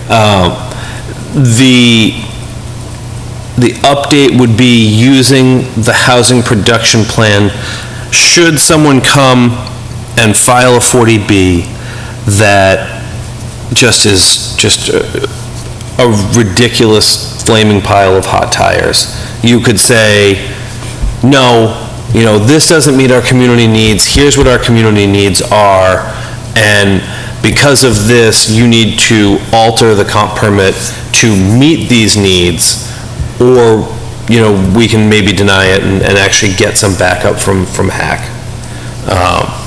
Again, that's a lot of nuts and bolts, and there's some legal wrangling that goes into that, that upon the filing of the comp permit would be something that town boards, committees, and whatever attorney the zoning board is using would have a discussion about. And, I think there'd have to be a fairly unified front, and the zoning board would have to buy in, since they're the agency that's approving or denying those. But, the housing production plan lays stuff out pretty clearly. But, it would really have to be a terrible plan to not be considered meeting the needs. And do you think that the percentages that are laid out in the bylaw, as far as the 10% for anything 10 houses or over, or the 15%, do you think those are sufficient? Or is that something, I know we've touched on it briefly, but, and again, that's something we can really get the... In theory, yeah, sure, they're sufficient, but at the same time, there's other communities that have raised them. Those communities tend to be either more urban or more eastern and Boston-centric. So what people are paying for a market rate unit will tend to crank a little bit higher and make up for the limit on monthly cost of the affordable unit. And I think that's really where the metropolitan statistical area we're in, an affordable unit for a family of four is $1,600 a month, give or take. And you roll that out on paper and people say, really? That's not affordable. But based on the formula, that's the ballpark of affordability. And if you have more people, then you roll into a different sort of realm. And the affordability component is specific to each community, right? No, it's based on MSA, Metropolitan Statistical Area. So you're sort of pulled into the largest city nearby, and I think we're Worcester. Worcester, okay. So, we're actually, if we were to do it Lunenburg specific, that number probably goes up quite a bit. Yeah. Because it's based on median income, and then 80% of that median income, and then 30% of that on an annual basis. So, you know, it's a blessing that we're stuck with Worcester in one way, and, you know, unfortunately, in general, you're stuck with a formula. You can't set what you think is reasonable, which I guess works because, you know, some of the more affluent communities could set much higher rates and continue to keep out the housing that this is intended to facilitate. Right, because I mean, the goal is to get above the 10%, because then we Correct. can kind of have some control over, because we have the ability to deny applications. Correct. You have all control once you have 10%. Right, but I mean, I would want to encourage ones that we think are appropriate. Just because we have the ability to Yep. deny them doesn't, I don't think means we should deny everyone that comes across the table. We should look at them and Sure. assess them as they come over, but. I kind of disagree with that. I think that any proposal that bypasses every single town board and all their town regulations to go to one group and get a total, all-encompassing approval is crap. It's my opinion. I don't think that we need them. I think that they should go through the regular permitting process. Yeah, but I think that's the only way we're gonna have the ability to stay in safe harbors if we, Maybe. you know. Maybe, that's a good I point. mean, That's a good point. From a, again, not just Well, I automatically mean- deny them, but say if somebody comes across with something that could even meet the bylaw, it'd still be a 40B, even though it doesn't have to go in front of planning, but it could still, some are gonna be better than others, so. There's also, I think if you can get ahead of it, Prohibit them, if you can get ahead of it. Right. And have some control, and sometimes. And I would just like to, not only can you keep out the real monstrosities by increasing your numbers, but you're going to increase your numbers. So you bring in affordability in all neighborhoods, you know what I mean? Anytime something comes in, there's an opportunity for an affordable housing unit. Sure. So I agree with that because, yeah, it increases opportunity and it spreads out the monstrous, you know, buildings. all across Again, Rutland. yeah, let's take it back to, you know, what's the heart and soul of this town? Farming. And you don't, you know, it's kind of weird when you see, oh, look at that beautiful farm field and that monstrosity right next door. And there's also a process called the local initiative process, which is, they call LIP, and it's essentially a 40B that the town is, I don't want to say co-applicant, but they've bought in on. So they endorse the project and they work collaboratively with the developer to shape the way that it happens. It still goes through the comp permit process.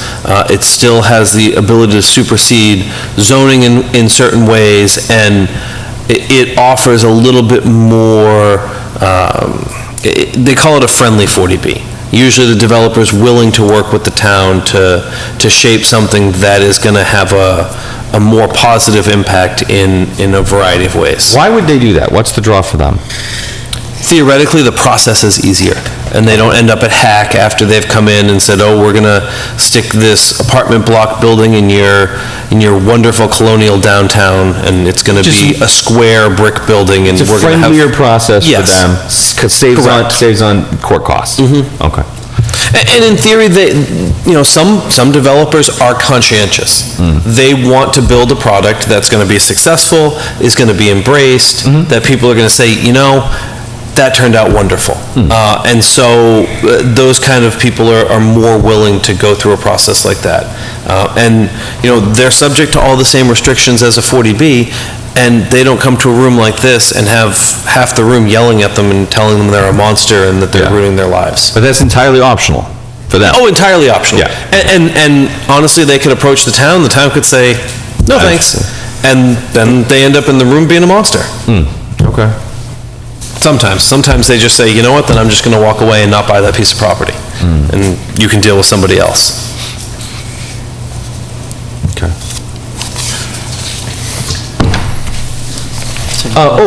Mr. Chairman, one other question. Can you explain, because I haven't done any research on this aspect of it beyond communicating with you, can you tell me, is there a senior element to affordability? And is there any control over that, if there is? Or is that also completely optional? That's, I don't believe that there's an element to affordability for senior. Now, some developers may choose to do that, it can be an incentive for, it can be, I don't want to say gimmick, but it's a way that you can focus your marketing and you can target a population that potentially has reason to want that type of housing. It also, generally, when someone builds senior housing, there's a set of pertinent uses or functions that you want to build in. Generally, not that normal, or family or mixed generational housing units or developments don't have community rooms or stuff like that. Lower living. They tend to be more prominent in senior facilities. Maybe if you build a multi-generational housing development, you have like one large common space that people can rent out for parties and stuff, and maybe you tend to have, a more human scale common room on every floor for seniors. Oftentimes they'll include some sort of office for an outreach worker, or maybe, depending, they may create like an exam room of something where they can bring in a nursing professional, do flu shots, wellness visits, that kind of stuff. And again, it all depends on who's doing the development.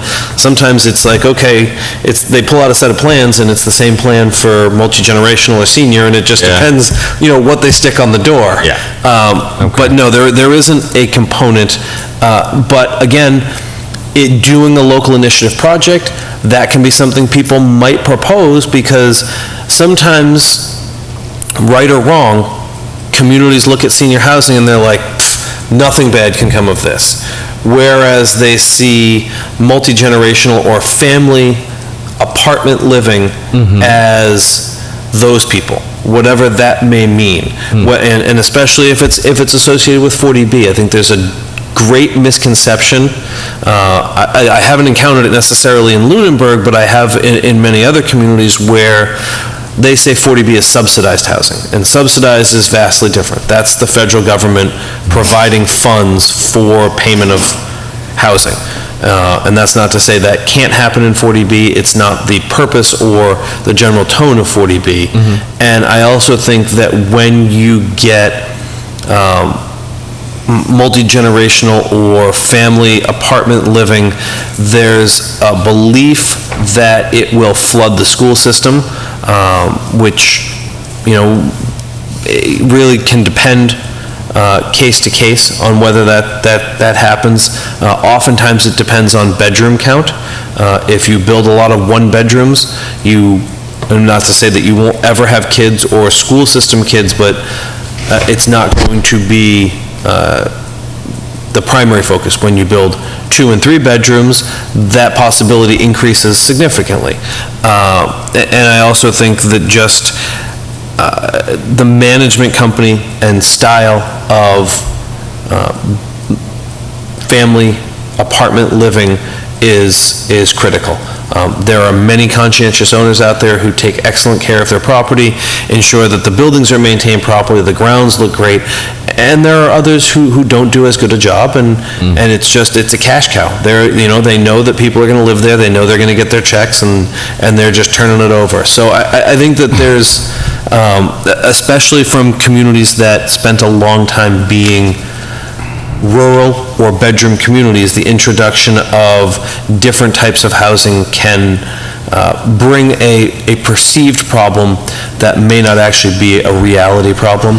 And I think that the vitality of the community can oftentimes be increased by these types of housing, because they offer an alternative, both in cost and living style. And it allows people to stay there, both old and young, I think there's just a lot of potential positives. Thank you. How many 40Bs do we have currently? constructed or approved? Approved, just in general. Is the one behind Mobile considered a 40B? 'Cause The one behind Mobile. There's a... You mean the White 2A. Woods? Yeah. No, that was done as a, that I was know done as they a have, PRA, a planned residential area. Okay, because I know they have like regular houses and then they have like condo style. and- Yeah, there's actually three components to that, if I'm not mistaken. There's a senior portion, there's a single-family home, and then there's a small condominium development. And I think at one point that was all one farm? Or was it just a wooded lot? I think it was just, wasn't it just a big field at one time? That was all Stone Farm, right? That property across the street was the home where the church is now, was the home in that. No, White's Woods. Oh, White's. Yeah. Wasn't that between Mass Ave and White Street? I mean, they Wasn't that wrapped- just a big field at one time? With They- the farmhouse on the White Street side? Yeah, the farmhouse is still there at the back end of the condo Yeah. development. That was 'Cause wrapping they up just gated as I the- started working They here. gated the through street there. Yeah, that was part of the requirement. I think it was all wooded. But are there any that that one. aren't? Hollis Hills is the only one that I'm aware of that's not under construction. There's one that was approved, excuse me, down Mass Ave, between Townsend Harbor Road and the primary school on the left-hand side, and it wasn't acted upon, and I think it's probably 4 or so years post-approval. And like most other approvals, the state allows issuance of after 2 years of inaction, the approval becomes invalid. Okay. So I guess there's the potential that if Hollis Hills doesn't sell and see action in the coming year or more, that approval may lose its validity, I don't know. And does the town initiate that process, or does, It's, I mean, nobody's gonna know unless somebody says, hey, they aren't working on this for 2 years, and... oh, no, there's no, you don't have to initiate it. So the state will just say, The state will, because oftentimes the state is involved in financing comprehensive permits. And part of that is it allows them to help control the earning caps that are built into the regulations.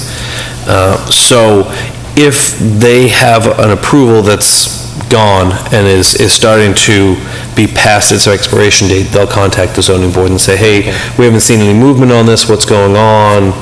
And, the zoning board will say, well, we haven't seen anything either. all right. Anything else on this? Sorry. No, thank you. But yeah, again, thank you for your... Thank you, good discussion. Do you have that other one? Okay. Oh, they do.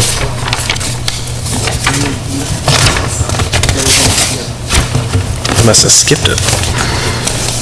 Oh, there it is. So, there's also one, I'm sorry, I didn't sign it, in your packet from today. It's just sort of a quick outline of the bylaws we're working on, what mandated bylaws we might have coming up, future updates to the bylaws, and any minor items. You'll notice the minor items is very small, because that would generally just be the terms and conditions, terms and words, rather, at the front of the bylaw, like site and road and right-of-way. So that would be one thing that I think we could probably, although I say that, and then I bring you guys definitions, and it takes a little bit longer than I expected. So that would be the only one I would say is a minor item. Right now, we're really working on the major part of the bylaw that's being revamped. So it's uses, but it's the definitions, the use table, restrictions on all districts, design guidelines on all districts, it's all the overlay districts, and it's all the special uses. So there's a lot of meat in there, and that really is what sets the table for all development as we move forward. And I think Greg has some thoughts on that, and I think the more we break it down, the more we talk about it, the more I think that and the more I talk to Greg, I'll let him sort of, Yeah, so basically, we've been going over the definitions in the use table, and in the latest packet, there's two portions. There's the Village Center District and the solar bylaw that we're basically going to be going through the entire, it's basically open for...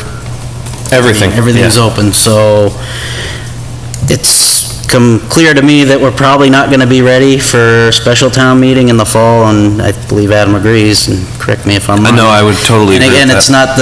it's not the delays for the discussion don't bother me at all. It's the delays for lack of discussion. They're not talking about it for 2 or 3 meetings or months or whatever it may be. I'm open to all discussion, is probably known. So what I would suggest, or just a thought that came across, is that instead of trying to, I don't want to rush this, and I think we have the opportunity to address the solar bylaw at the same time, because I think we've had discussion, and I think we're all of the consensus that it needs work, to take a step back and go through this packet and complete it by annual town meeting. And I think with the addition of a new member, not that it's unfair to them, but I mean, when I first started, if I jumped into a conversation like this or a packet like this, I would have been completely lost. So I just wanted to put that out there, that I think we should... Tackle A. If everybody's agrees. Yes. Yes. Tackle A. Yeah. Because that's already what we're doing. Yeah. And, I might even propose... In its entirety. Yes. Yes. So- And our target's gonna be next town meeting. Is that what you're saying? He's saying annual. Annual town meeting. Yeah. So in That's what I May- meant, in annual May. town, yeah. Okay. So I just, if there's any thoughts, or, I mean, we don't have to decide, That's we don't have to decide tonight, but Big meatball. I think the way solar is we can, once we get through it, it should be done for a while, I would hope. And I'm hoping it won't take, I mean, it took 18 months the first time to go through it, so I'm hoping it won't take that long.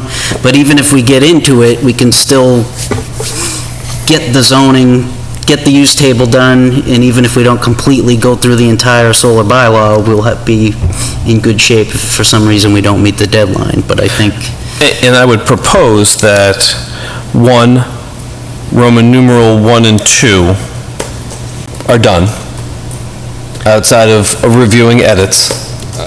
Yeah, well, right, with the exception of, which isn't on here, well, I guess we're doing it now, accessory use. Right? Well, yeah, okay, yep. I would say I should have put that in there, so that would actually be number 5. Yes, you should have. So, we're doing 3, 4, and 5, Roman numeral 3, 4, and 5 now. On the overlay districts, when we get to those, I'll recommend 2A just goes away, because unless you want to revamp it, but it's We had some pretty fruitful discussion about that last time, did we not? Wait, what's 2A? What do you mean 2A? between... the Route 2A overlay. The overlay district. Mixed use area? No, No. the Route 2A overlay. Overlay district. The Route 2A overlay it's essentially, it's an overlay of the commercial district along 2A Yeah, the little commercial district. that allows you're talking about the yellow. uses in the commercial district. Yeah. So, I mean, no one would necessarily elect to use it because there's additional requirements when you can get all the same uses in the underlying district without any of the additional requirements. Yeah, I forgot, that's that, yeah. Tri-Town, I don't think there's a reason to really touch that. It covers one parcel that has a development plan on it already. Floodplain is in line with what the federal government requires for us to be in compliance with the firm maps. I don't see any reason to do any major tinkering. I think it's worth at least... reviewing, but I don't think it's got the kind of review that you want to do on the solar. The Water Supply Protection District, I would submit, is very similar to that. Again, it protects wellheads and Zone 2, which is where we get all of our drinking water. And so that would leave Whalum and Summer, and, we all know how fun Whalum can be, Summer Street, I think that there's some good meat to that, and I think that there could be a little bit of tweaking that would make it more user-friendly, but I don't think it would be a huge difference. And then we get into the special uses. RMDs, I think that's a new bylaw, and I think that meets the state requirements and lines up with the state. It's worth reviewing, but again, RMDs are what they are, and that's the medical, not the non-medical. So it would be solar, PRAs, and cluster, all three of which I think deserve a good look. And then, after that, we'd have non-medical marijuana coming with, in theory, the legislature taking action and the CCC being formed and promulgating some draft rules as we were wrapping up number 1, or letter A, sorry. Mr. Chairman? Sure. Commission? I don't know if we need, maybe, and I don't know how the rest of the board feels about this, but if we could, somewhere in here, before we get to things like, maybe before Whalum Summer, cluster development and Plan Res, if we could get someone from town council to come in and talk to us about host community agreements, and whether or not they're applicable in any of these circumstances, and how we might implement them. Okay. That would be... Yeah, I was actually going Motion for that, to bring like, that up see under if we can put something together, board comments, because I know I just would like to get an idea of what our access to them is, and I know that... You have access to them. Somewhat, yeah, but are they going to be having... They're going to have office hours. They haven't nailed down when. It will be once a month, I think 3 to 5 hours for that once a month. And I think if we can get like a standardized tool like that, that's... I would also expect that, as we've just changed council, that they will be coming to,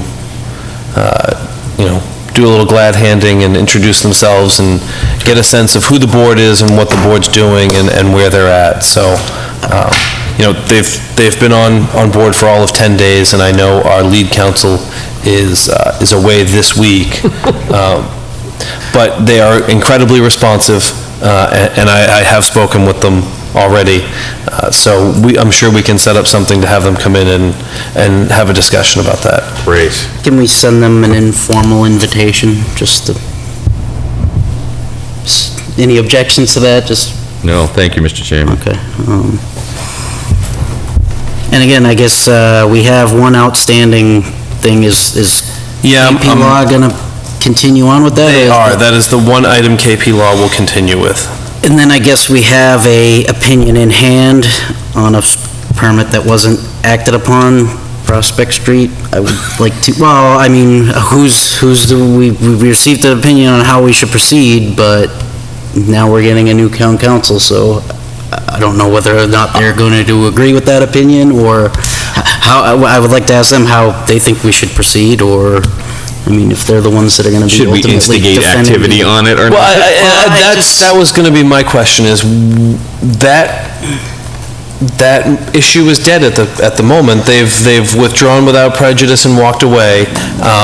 My understanding is they've done some theoretical exploration that resulted in them making a judgment that they shouldn't proceed, and if they come back with something new, I think I would recommend that we address that new application with council at the time. I mean, I can certainly make them aware of the situation, so that should that come in, that he's at least aware of it.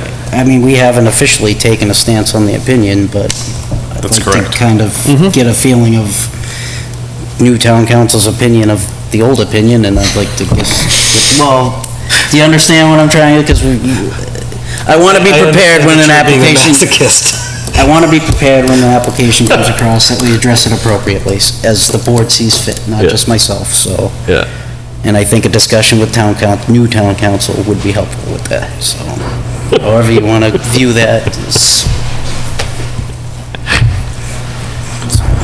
Unless there's any objections. Do we need a motion to invite town council for consultation? I would just ask that the chair consider its priority against everything else that we need to accomplish in the timeframe that we have, and just prioritize it accordingly. As far as, We only have so much time, and we have so much to do, so just when we're going to bring in something for a what-if scenario, we might want to consider prioritizing it against the more pressing matters of deadlines and town meetings and things like that.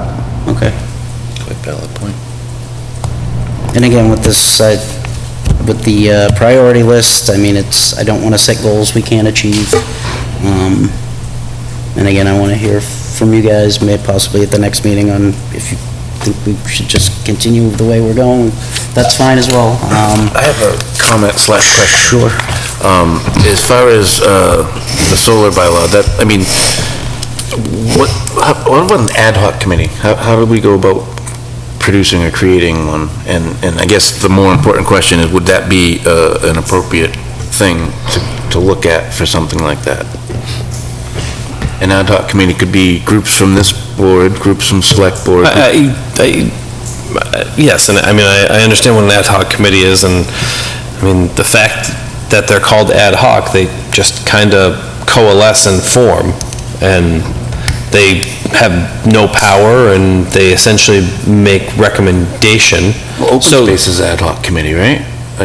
And they have no power and make only recommendations. Property, and they made a great recommendation in town meeting. I'm not saying ad hoc doesn't have any value. I'm saying that they can't be the sponsor of an article. So what they would do is they would draft a proposal that would go to the planning board for you to further discuss. Right.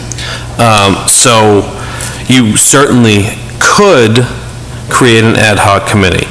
My comment to that would be, are you looking for me to work with the ad hoc committee to develop the solar bylaw, or are you looking for them to take the bylaw, change it, make a proposal to you that you will direct me to alter? I'm looking for them to do work on the solar bylaw while we continue our work on other bylaws, and they bring that to us, and they reduce some of the time that's required by this group. Without my assistance? With or without, I mean, your assistance is going to be with this group. So but I think they're vastly different. Because unless you have someone who, or someone's, someone's a word? Someone or people, a person or people who have experience writing a bylaw, having a group of well-intentioned, potentially well-informed residents put together a bylaw can be helpful in a framework of ideas and thoughts. It can also create a longer period of time to develop the bylaw, because then if they hand me a big pile of thoughts and ideas that are written in, layman's language, putting it into a regulatory framework, and then ensuring that the regulatory framework I put it in meets their intents, meets the planning board's desires, meets everybody's happy place. It gets into, it goes from us, talking about it and battling it and banging our heads on the desk for 2 or 3 months to, 6, 8, 9 months. I'm not saying I'm not willing to work with them, I'm not saying I won't, I'm just saying that I think that there needs to be an understanding of what the expectation is from the ad hoc committee, what their expectation of time frame is, and that it would be something that I would assist them with, as opposed to them running off and doing it on their own. Because I've experienced that process, and it's a little painful. Okay, well, it's already been written, it's just a rewriting of it, it's more of a, this should be here, this shouldn't be I don't here. think it's going to take as much time as people think. I mean, I Well, really that's don't. the reason why I brought it up, because we went through the whole thing with the codification. We're going to be going through the whole thing now. And then we're going to go through it a third time to rewrite it. To me, that just seems counterproductive to And again, there's other portions in here, there's the Center Village District, and I mean, the ink isn't even dry on that yet, so I mean, I don't want to do a complete rewrite, but I see areas where we could add some where practicables instead of where possibles. I mean, again, it's not huge changes, I'm not trying to change the intent of it, but again, we have to review it for those small changes that I think we do a good job at, but, and maybe, and I don't think doing it will undo anything we've already done. I think we've done good work thus far, and I guess, and again, it's up for discussion, but I would ask Adam where he thinks a good place to not stop, but to start to address that, whether it's now or... Start to address solar? Right. Well, I mean, we go page by page, but that's kind of a whole nother animal on its own, so... Well, no, I want to... No, it is. And I want to set goals, and I want to meet them, and I think we're capable. I think I would rather... I think it makes sense. Let me give you an answer at the next meeting. Right, and I think from now till then, we did not hear from Ken, and I got an email on the way to the meeting from Okay, Ken. but maybe we can just at the next meeting, at least it's forward progress, we can address his concerns, and at least get all caught up to speed to where we are to date, and that way, Well, if I we have can, everybody's input, and it's, if I can make a suggestion By all to means. sort of expedite the process, if what I'll do is I've gone and made some of these edits and I've paginated the document per the request. If we can take X number of pages and I can receive comments a week before the meeting from every member in a, track changes or word comment bubble, then I can distribute them as part of the meeting packet. And we can come in and everybody can have read each other's comments and have a directed discussion instead of some of the sort of languid stream of thought discussions that we have as we move through things that jump back and forth. And it would potentially focus in, and we'd move through pages a little bit quicker, and we could say, listen, we said we're going to do these 5 pages. We'll dedicate 45 minutes to an hour, whatever, however it works, and sort of try and address all the comments that were put on there, and that way we're moving through a measurable amount each time, and we're, predetermining a chunk. And I think that when we get into something like solar, that can be kind of a separate style of discussion, but I think even some of that bears some preparation of comment and thought from the members. I mean, I can tell you guys till I'm blue in the face what I think, and I'm a resident, so I get to, vote when I get in a little booth and, or a town meeting, but you 4, and soon to be 5, are, to coin a phrase, the deciders. So you get to put forward the proposal, and I can assist you on what I believe the cons and pros are of that proposal, what the potential outcomes or unintended outcomes might be, but, I think if we can focus, it's gonna, focus in commenting prior, we're gonna move a lot quicker. Okay, so, if I may, Mr. Chair? certainly. So what are you recommending for a process then? So it's Friday, let's say, get our comments to you? Yeah, I mean, if I have them, we send the agendas out on Wednesday. So if I had them by the close of business on Monday, I could make sure Tuesday I had time to collate them into some singular document that everyone can look at and have them included in your meeting packets. And that would give you, 4 or 5 days to, pick through people's comments. And it gives you the ability, Ken held up that beautiful document that it's really easy to see where he's making comments and what he's making comments on.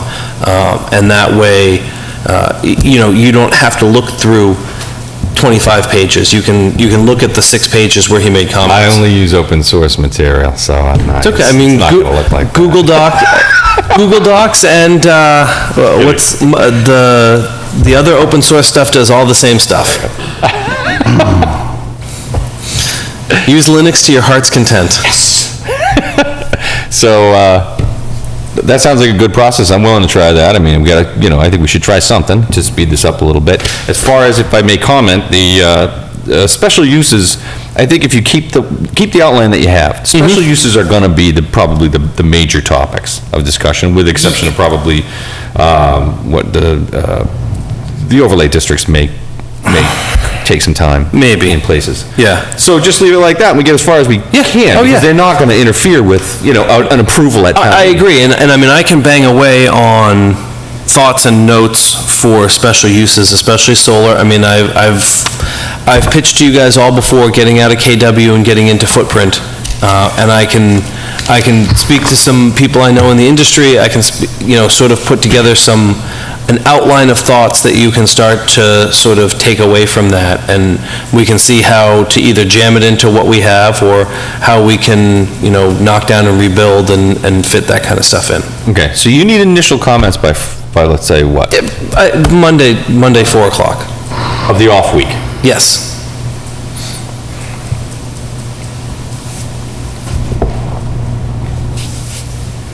And I'll send around the paginated draft. Maybe revise that to Tuesday start of business. Sure. Okay, then. You late night worker? Well, no, but the Monday nights that we aren't. Oh, true. We You could can dedicate use that to, time. yeah, that's fine. 8:12 Tuesday morning. And again, I appreciate everybody works hard, and I know that, and I'm first to admit, I'm unprepared at times. But I think if we encourage each other to meet the goal and we do it together, we can accomplish it. And I joined the board for reasons, and the members that are here are part of that reason, so I have confidence that we can do it, so. Anyways. So we ready to talk definitions and use table? No. You did- What time is it? Oh, wow, it's late. Turn into a Which brings me pumpkin. to my board comments. See, you're more lively than you were last meeting an hour ago. Oh, yeah. So you'll send out some... I'll send this out, and I'll include a general outline about what we just talked about. Okay. And when I do that. All right, great, thank you. All righty, notices and communications. I think there was one from the flooding community, or was that all? Anyways, we received them. Meeting schedule, July 18th, we have the joint meeting with the Board of Selectmen to appoint our newest member. That's at their regular time? Yes. 7. We'll make sure you get a reminder. Great. I'll come to your house and knock on the door.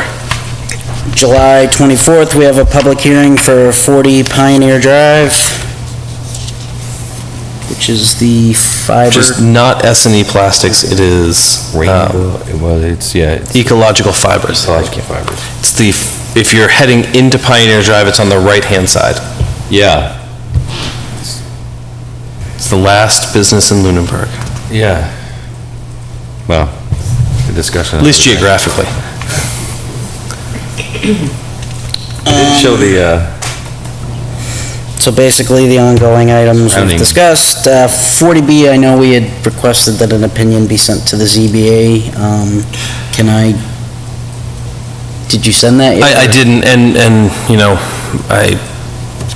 I apologize, but in thinking about it and doing the other update, it is a requirement of the law that they solicit input, but I will put something in writing just as a reminder that the planning board is willing and capable of helping. I want it to come, and I know Matthew had made the motion, and I hope this, I want it to come from a place of support and Sure. and helpfulness, so not in any way be critical of what they're doing.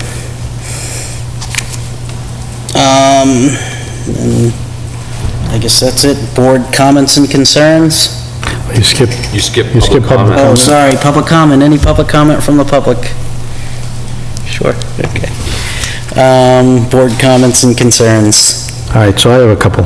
Sure. I don't usually speak at this, but I'm going to now. So first of all, I am going to be absent July 24th, because I'm traveling again, which is most unfortunate, because that lines up with another meeting. I'm also traveling on the 18th, but I will make it an effort to get home in time for the joint meeting with the Board of Selectmen. Is that something he can participate remotely for? I believe so, because there'll be a quorum there. The July 18th meeting? Yeah. No, I'll be there for it. Okay. I'll make it home for that. I did spend the time to watch our previous meetings that I missed. So in addition to reviewing the minutes, I actually watched the meetings. And I have to say that it's a little painful to watch our meetings. So I can see why the total number of YouTube views is pretty low. Most of them are Marjorie. Watch it twice? Help me for two? Maybe Marjorie watched it 4 times, I was the 5th one. And so I have some observations that I would like to pass on to our new chair. First of all, I think the meetings are too long. But, I mean, I think once we get over a 2-hour point, I think we're starting to get into the realm of not being productive. I think the meetings should try to be more business-focused and run like it was a business, like you were paying us for the amount of time that we're spending here. So be concise and to the point and have a concept of time sensitivity. And along that line, maybe time box discussions. If it's a discussion that seems like it could go on for a long period of time, you can time box those. I think we should be conscious about rehashing. We seem to rehash stuff a lot, where we bring up the same topic that was covered previously, but we choose to discuss it again, and the same thing is said over again. And I'm not singling anybody out, because we all do it, but we all have our mini little soapboxes, and when we get a chance to stand on it, we stand and we yap for 5 minutes on something that we already yapped 5 minutes about at the previous meeting, and maybe a couple meetings before that, and if we just did that less, it would make this a more productive meeting. Adam stole one of my suggestions, which was we propose this as a format, which is take the time to write the comments for review prior to the meeting, because the stream of consciousness discussions are, again, kind of, they're less painful when you're here experiencing it, but if you're watching it from home, they're pretty painful to watch. So, I'm all for Adam's proposal to come up with a more concise way of reviewing and providing our input in a concise fashion so that we can be productive. But yeah, I think a lot of this falls on your shoulders as leadership, to try to direct conversation and have a targeted discussion so that we're efficient in using our time, and spend less time here just chatting and talking and hearing ourselves speak. So that's my, my board comments and concerns. Can I answer to some of those? As far as too long, and I agree with you, I had asked if there would be interest in having an additional meeting occasionally to work just on the bylaw into an area that requires more discussion. And again, it's up to us whether we just need to do it or not do it. But I would not be opposed to even if it's every other month, adding a meeting just to focus on the bylaw discussion, and that way we can attend to business, or if we have an off week where there's not any proposals or applications, kind of, focus on the bylaw more in those areas, or things of that nature. But I mean, that's just going to require us setting a date and agreeing to do it. And as far as moving things along, I know I'm the chair, but I'm always open to suggestions, or if you feel like it's being drawn out, by all means, speak up, and because sometimes I enjoy every minute I'm up here, so sometimes I forget. And again, I like to hear the discussion, and a lot of my bylaws, when I go over the bylaw, are more questions than comments, so it's hard to get answers from you if we're not physically in the room, but I also understand how putting your comments ahead of time is going to speed up the process, so. And again, I agree with a lot of what Ken says, and I do rewatch the meetings a lot of times, and they do go on for quite some time, so. Even questions in writing ahead of time works, because it gives the ability to have an educated answer as opposed to trying to answer a question that might be... Right. But they're not Not necessarily easily answered. questions for you, sometimes they're questions I Sure. just... On follow-up. And one- Which is great. If you read through my comments, you'll see that a lot of them are questions, they're just questions being voiced to the whole community. Would you be willing to Not send me specific. that? So, because I... You know, I wasn't sure what the rules and regulations were of Send them to publishing me this, and so I'll I did distribute send them to Well, because you. I do take a lot of my cues from Ken when we were going over the definitions in the use table. I watched how he did it, and it was effective, and it helped me. You know, I had the definitions in the use table and went down them one by one, so... And again, I think that's one of your strengths, Ken, is your attention to detail. And even when we weren't here, we said, you know, let's find out what Ken has to say when we kind of came to a stalemate on things, so... But anyways... But yeah, if I can get a copy of that, I'll send it around tomorrow. to see how you structure it, and maybe I can take the things from that. Yeah. Thank you. And then I guess my other comment is regarding Asian Imperial. Adam and I had a discussion, and your expectation is that we should see some movement by the beginning of August, or? Well, I wouldn't say that's my expectation. I would say that it's reasonable to expect that we would hear a filing coming down the pipeline by August. The current building inspector and I met with the property owner, her general contractor, her engineer, her property manager, and her landscaper, all on site back in May. And knowing where resources are as far as most engineering firms, and having spoken with the property owner once since then, knowing that they probably didn't start for a month after that meeting getting stuff sorted out with the engineer, I would expect 2 months for the engineer to be able to put together a submission package again would be a reasonable time frame. And at that point, I would say the board could revisit their request for enforcement or their comment with the building inspector and follow up on the discussions of the use of the, I'll call it the satellite parking area. They have addressed the landscaping in some measurable way. It doesn't necessarily preclude some of the issues the board had brought forward, but it does address some of the sightliness and silting issues that were resultant from the previous parking outside of designated spots.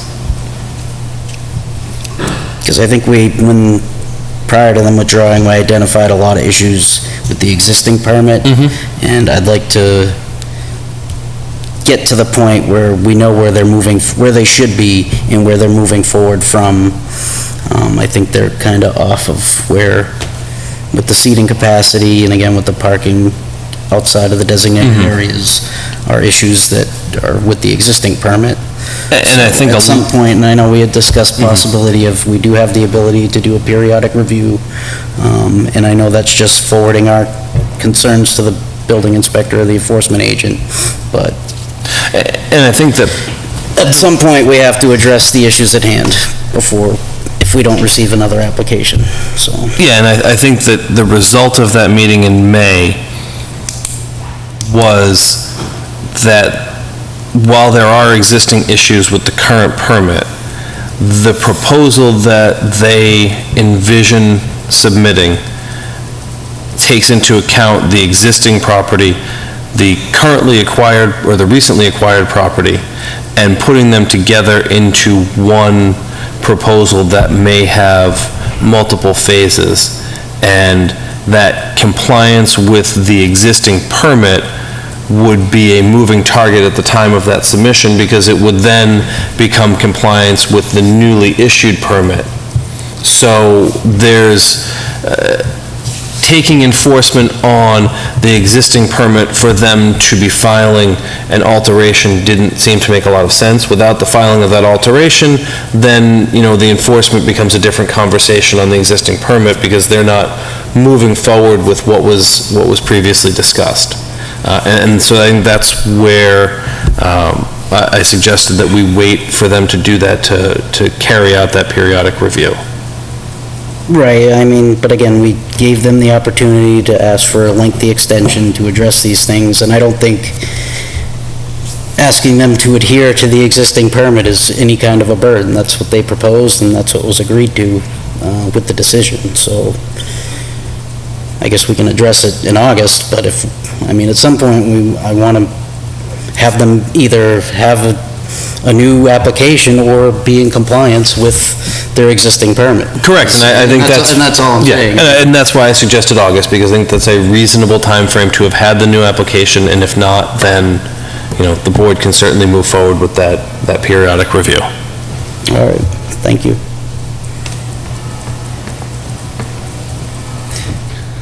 Anything else? I will I hear the entertain bell a tolling motion. 10. Anybody like That to make answers a my motion final to question. adjourn? Does the bell toll at 10? No one's allowed to leave, you have plans to sign. Oh, no. Motion to adjourn. Second. Discussion? All in favor? Aye. Aye.